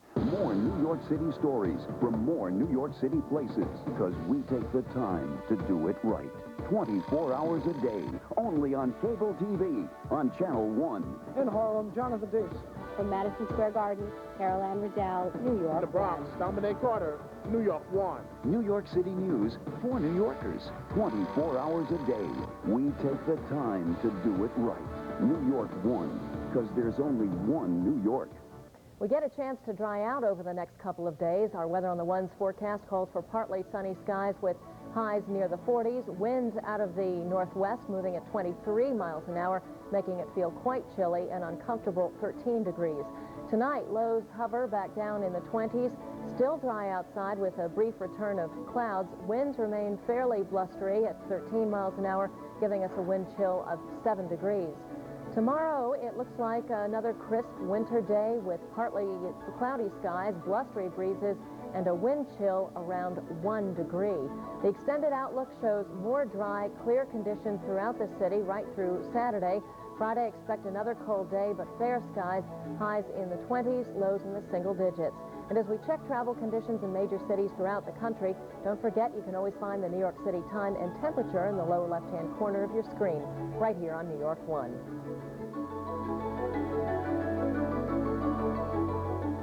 The Sanitation Department broke ground for a new water treatment facility in the Fresh Kills landfill today.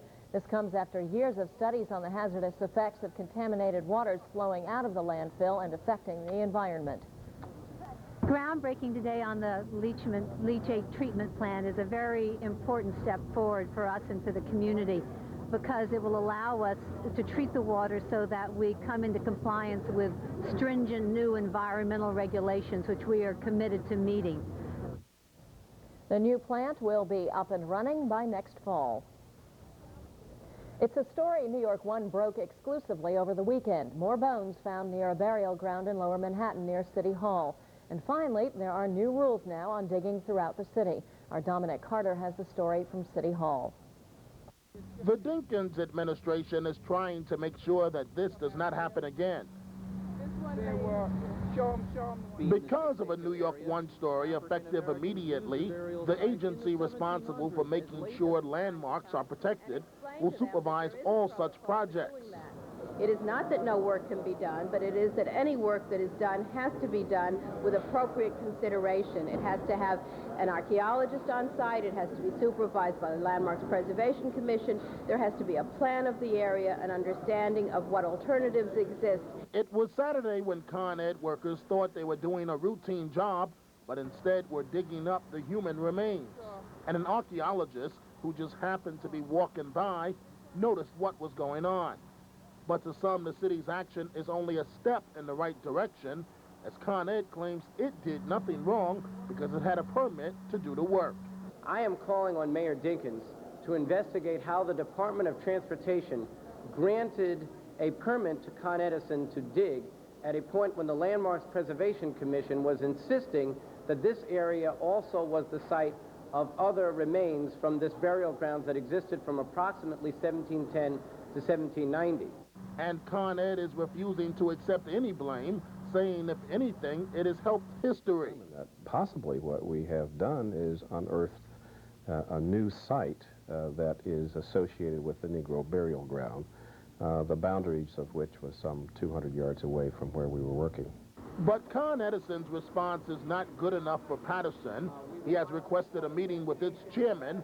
He's also calling on the city council to tighten laws regarding landmarks. At City Hall, Dominic Carter, New York 1. The city. The music. The radio station.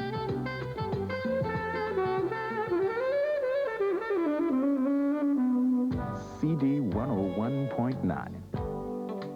Cool FM.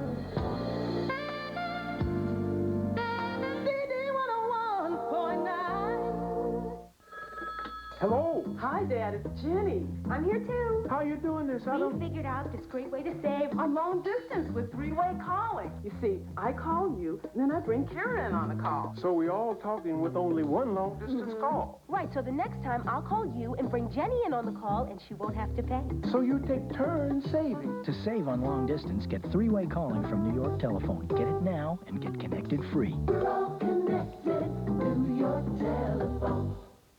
I'm Roma Torre, and here now is a look at our headlines at this hour. The so-called butcher of Avenue A hears closing arguments today in a New York courtroom. Dr. Abu Hayat is accused of performing an illegal abortion on a woman who was 8 months pregnant. She gave birth to a child without an arm.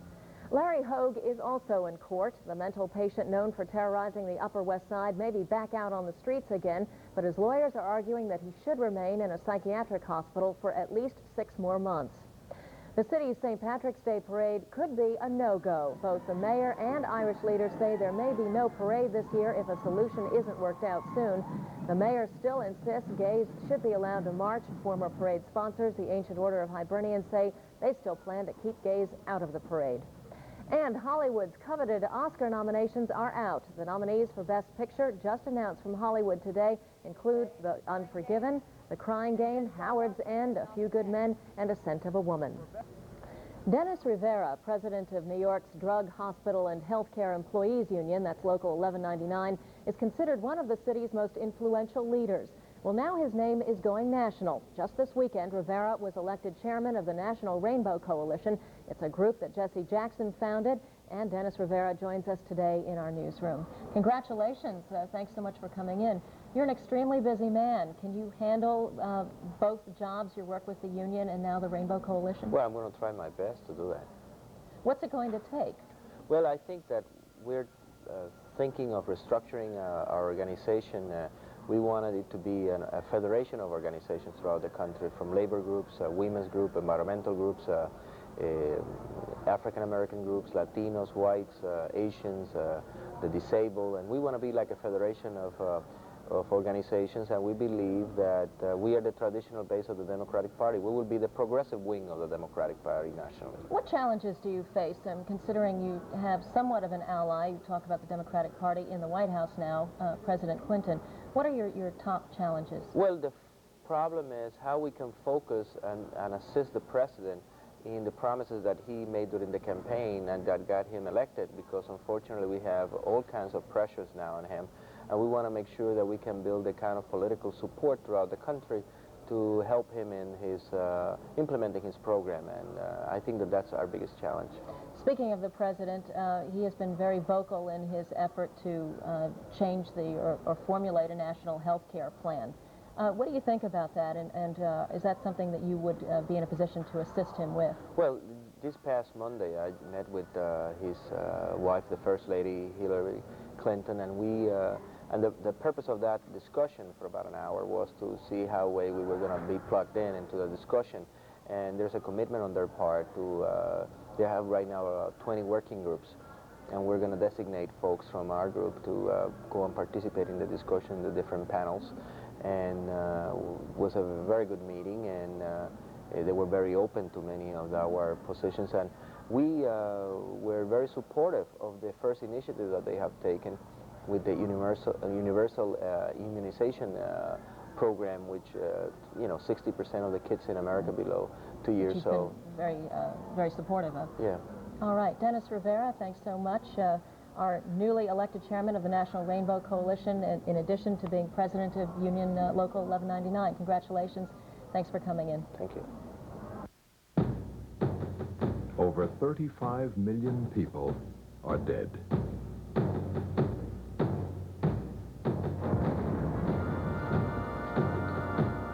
$1,700 cities and townships are destroyed. 6 million Jews were annihilated. War is a symphony of destruction. Diesem Deutschland dingst du, wird heute Deutschland den Stolz der Freude deines... Orchestrated by few and paid for by many. Now Time magazine allows you a forbidden look at World War II in a 2-part video set entitled World War II, The Untold Story, free with your paid subscription to Time. We've gathered unique films from the War Department and combined them with captured enemy footage, some never seen before in public. These 2 exciting videos can be yours, free from Time magazine. Let Time take you behind the scenes in politics, the arts, and social issues. Call now, and you'll get 26 issues for 3 easy payments of $9.89 each. That's almost 55% off the cover price. And we'll include World War II, the video set, for free. Fly with pilots on actual fighting missions and lay low in the trenches with our GIs. Help storm the beaches of Normandy and see confidential footage of Rommel in the desert. There is a horror to the nightmare of war and a glory. Call this number now and get great savings on Time magazine and your World War II video set free. This offer won't be available for long, so call now. What a difference a day makes. Weather on the ones today gives us partly sunny conditions with highs in the upper 30s, but expect strong breezes from the northwest, making it feel nearly 30 degrees colder. Tonight, the thermometer dips down into the 20s. Continued high winds put us in the sub-7-degree category. Clouds do get thicker overnight. Thursday, more clouds, but colder temperatures in the upper 20s. The wind chill again makes it feel much colder, around 1 degree.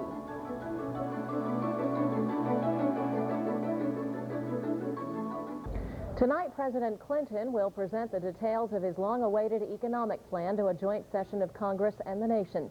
His economic strategy is expected to include higher taxes for the middle class on energy, consumption, and on Social Security benefits. Clinton's plan is also expected to raise taxes on corporations.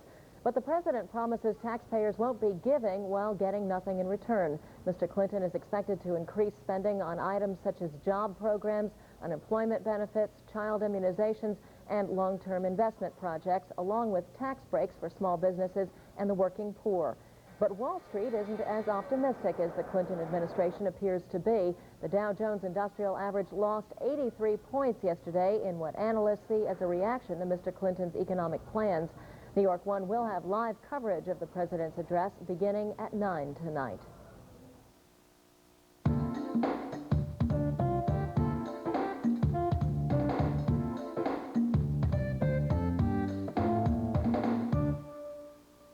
I'm Roma Torrey, and this is New York Living.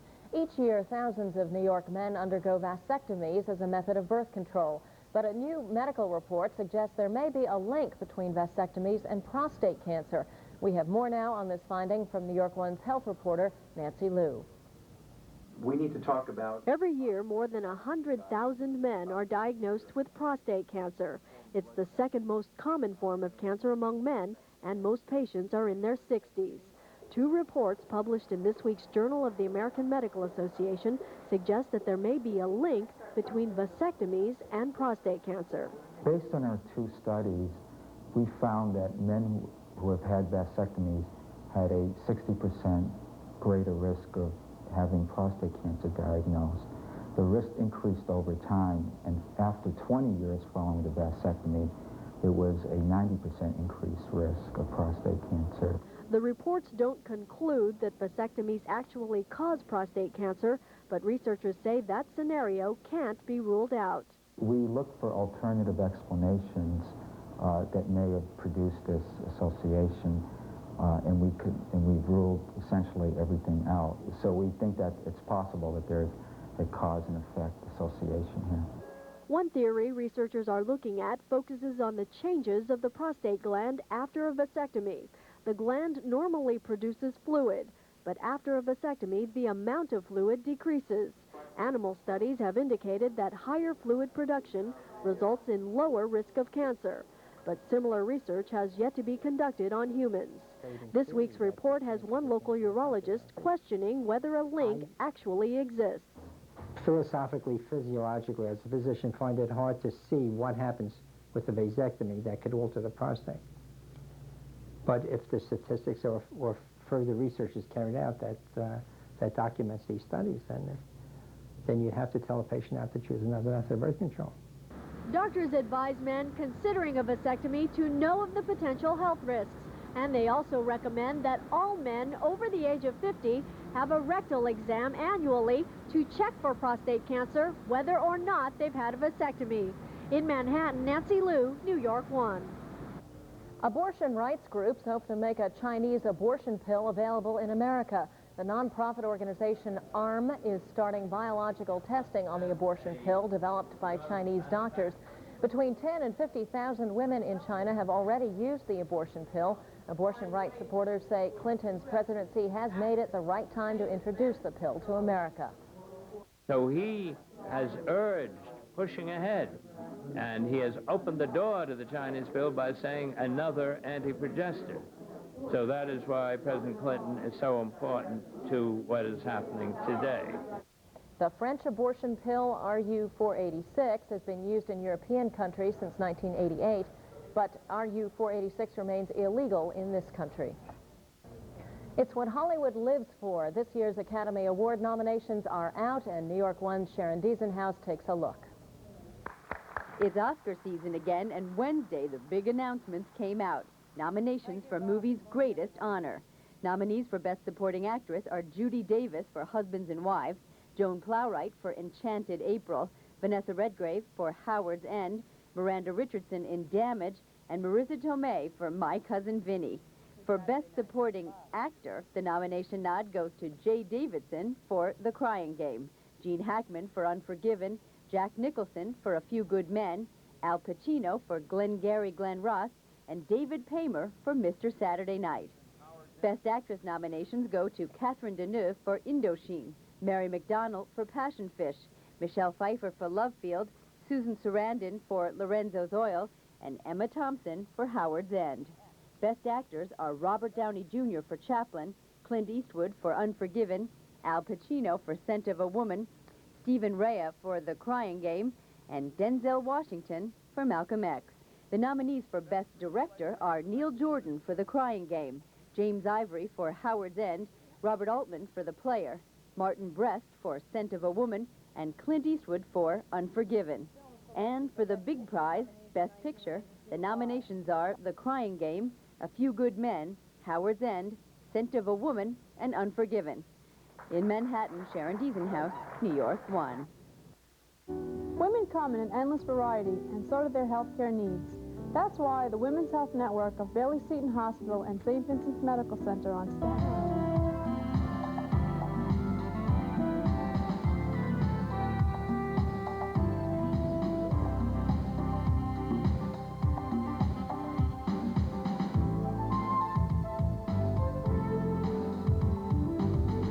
This portion of New York 1 News is sponsored by the Transit Authority, going your way.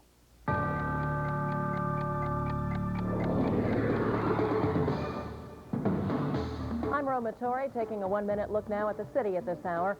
Just one day after President Clinton outlines his economic stimulus package, his representatives are fanning out across the country to sell it to the American people.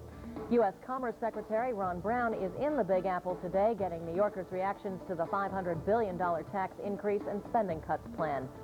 Child welfare officials in the Queens District Attorney's Office are investigating a deadly fire at an alleged illegal daycare center. 2 young boys were killed in the Hollis Queens blaze yesterday. South Bronx residents are remembering the 6 people killed in last Sunday's Valentine's Day massacre. They're marching from a community drug treatment center to the Mott Haven apartment where the bodies were found. Police believe the shootings were drug-related.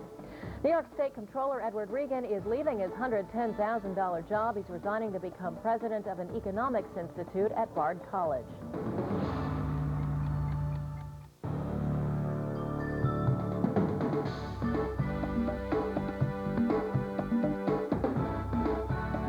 From New York City's only all-news channel, this is New York 1 News. All day. Whipping winds and bitter cold dominate our Weather on the One's forecast over the next few days. Today, don't let those near 30-degree temperatures fool you. 13-mile-an-hour winds and partly cloudy skies make it feel closer to just 12 degrees. And if that's not bad enough for you, check out tonight when lows plummet to 14 degrees. And as winds gust to 17 miles an hour, we'll see a nasty wind chill of 12 degrees below zero. Tomorrow, more of the same with highs in the 20s. Dry air and sunny skies do nothing to improve the wind chill, feeling closer to a miserable 3 degrees below zero.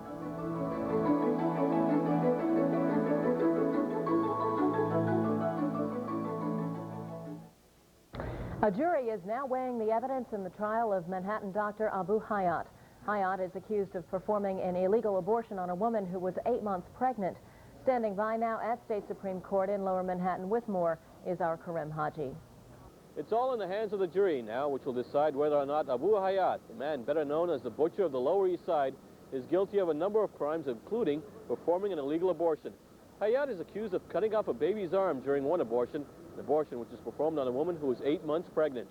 Now, the jury has heard all the testimony, and yesterday they heard the closing arguments from both lawyers, and here's some of what they had to say. See, as horrible as it is, it has to be remembered that the whole purpose of the abortion was to kill the child. As horrible as it is, that's what the purpose of that abortion was, to kill the child.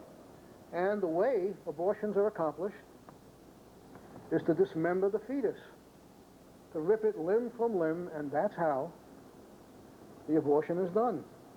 To somehow use the fact that Ms. Rodriguez didn't know to say, oh, well, how can you expect the doctor to know? I believe that the argument was, well, Ms. Rodriguez didn't know, her mother didn't know, Marjorie didn't know, how can you expect the doctor to know?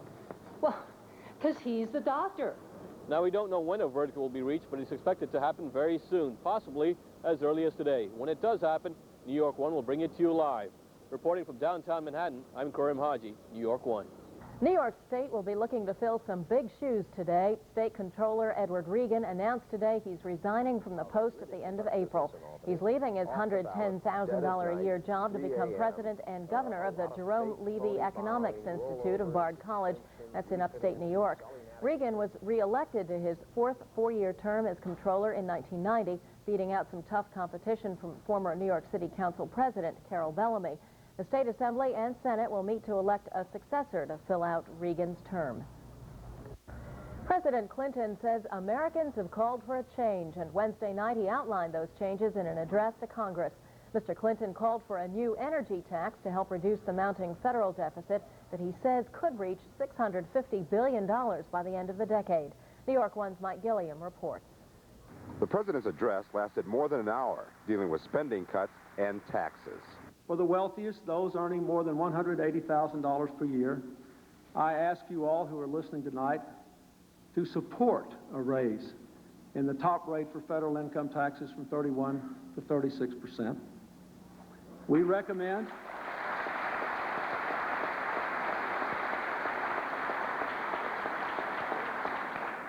a 10% surtax on incomes over $250,000 a year, and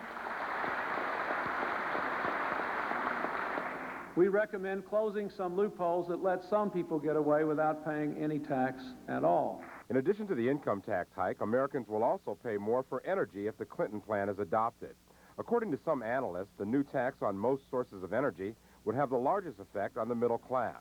But the president says his economic plan is a sound one and includes spending cuts that will help get the economy moving and cut the deficit. My recommendation makes more than 150 difficult reductions to cut the federal spending by a total of $246 billion. We're eliminating programs that are no longer needed, such as nuclear power research and development. We're slashing subsidies and canceling wasteful projects, but many of these... I'm Roma Torrey, and here's what's happening in a New York 1 minute. Jury deliberations continue today in the trial of the so-called butcher of Avenue A. Dr. Abu Hayat is accused of botching an illegal abortion and refusing to complete a legal one. Hayat allegedly performed an abortion on a woman when she was nearly 8 months pregnant, resulting in her baby being born without an arm. Hundreds of people in the South Bronx hold a vigil for the 6 people who were killed in the Valentine's Day massacre last Sunday. The vigil was also to protest the proposed closing of a community drug treatment center. Commerce Secretary Ron Brown visits the Big Apple to drum up support for the president's economic package. He says he's encouraged by the public's response to the $500 billion plan. And State Comptroller Ned Regan says he's stepping down from his post to become president of and governor of the Jerome Levy Economics Institute of Bard College.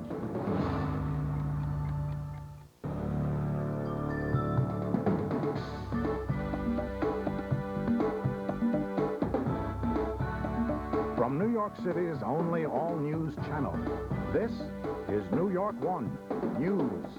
All day.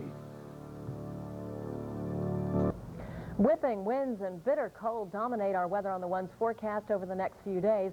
Today, don't let those near 30-degree temperatures fool you. 13-mile-an-hour winds and partly cloudy skies. make it feel closer to just 12 degrees. And if that's not bad enough for you, check out tonight when lows plummet to 14 degrees, and as winds gust to 17 miles an hour, we'll see a nasty wind chill of 12 degrees below zero. Tomorrow, more of the same with highs in the 20s. Dry air and sunny skies do nothing to improve the wind chill, feeling closer to a miserable 3 degrees below zero.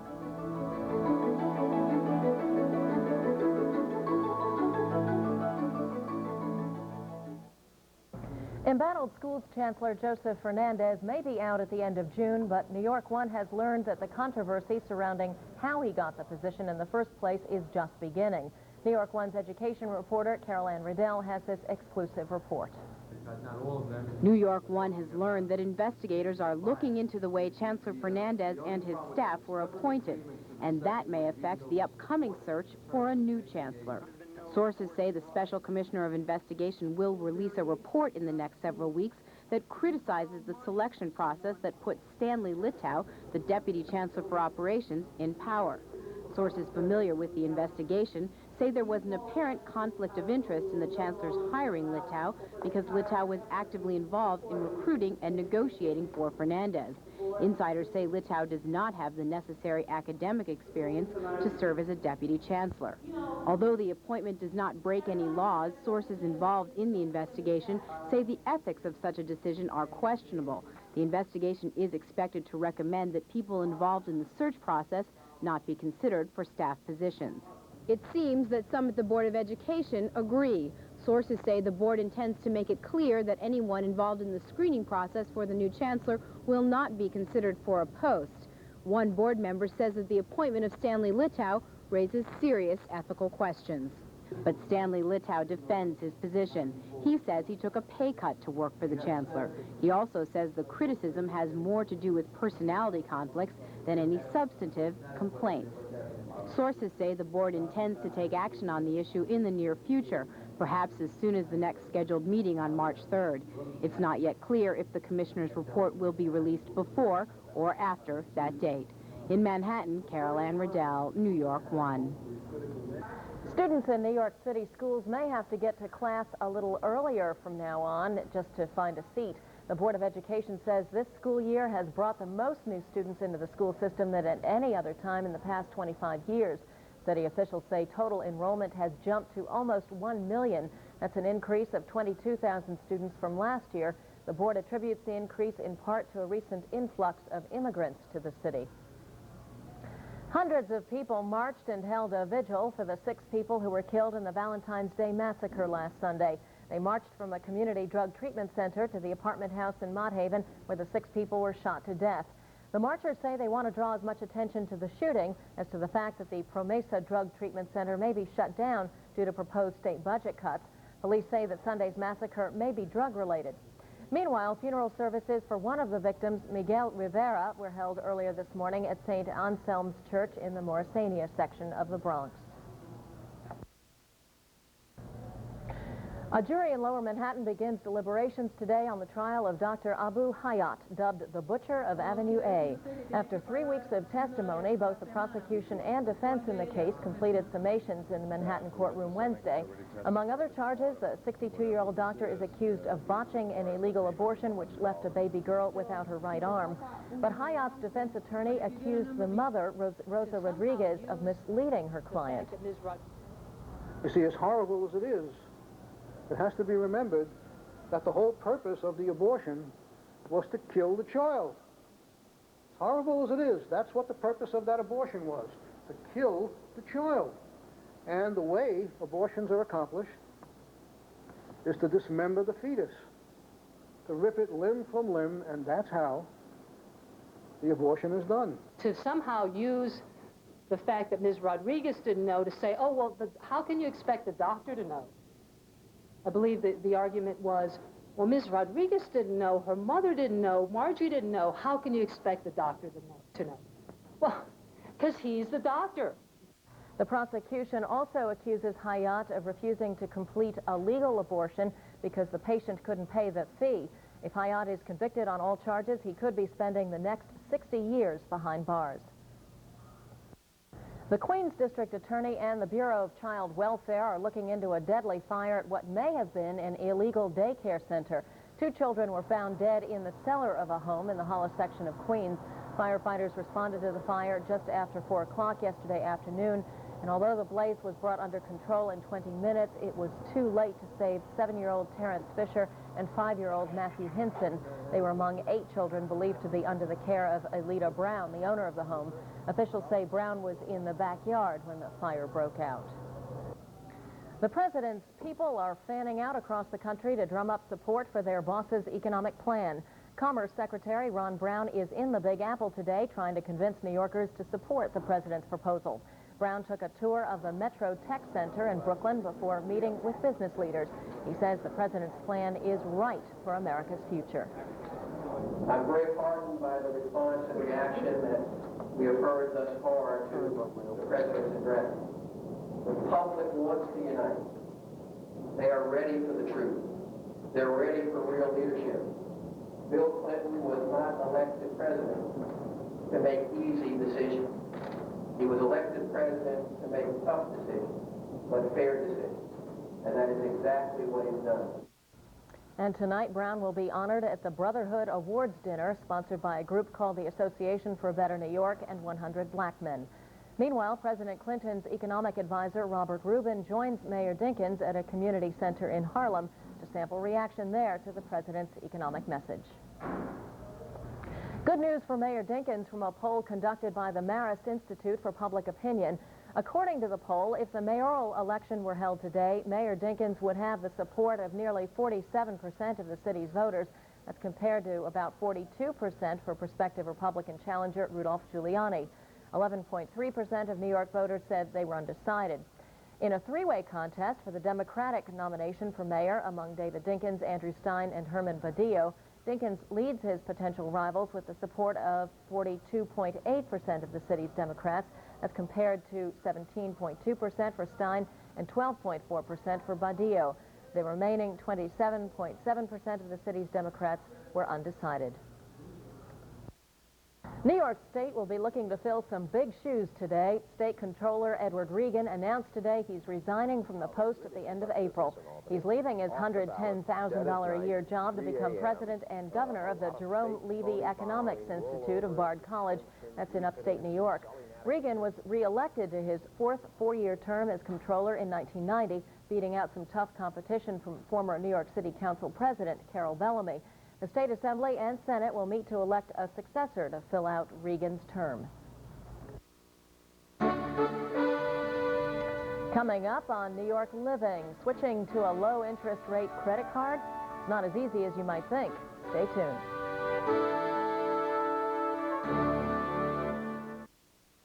The true test of whether something is really a good idea is whether you're going to buy more. And grandparents certainly are going to buy more.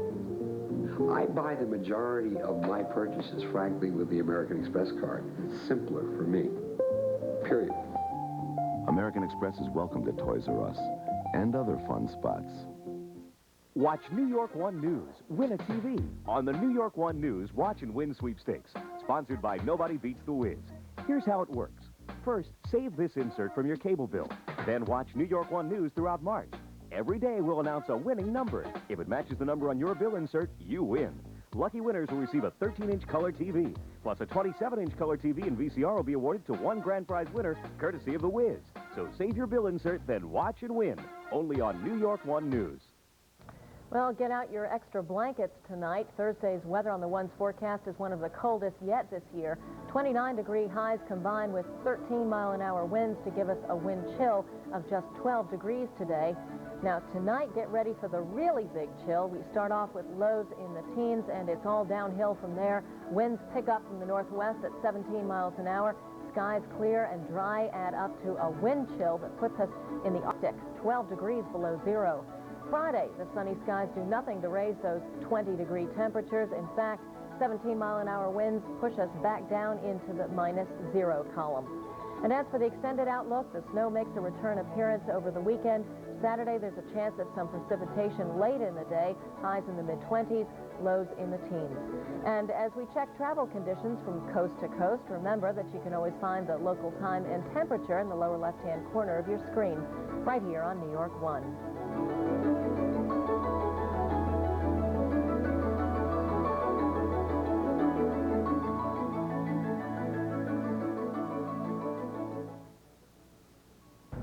Governor Cuomo says the city should not force Staten Island to remain a part of the 5 boroughs if it doesn't want to.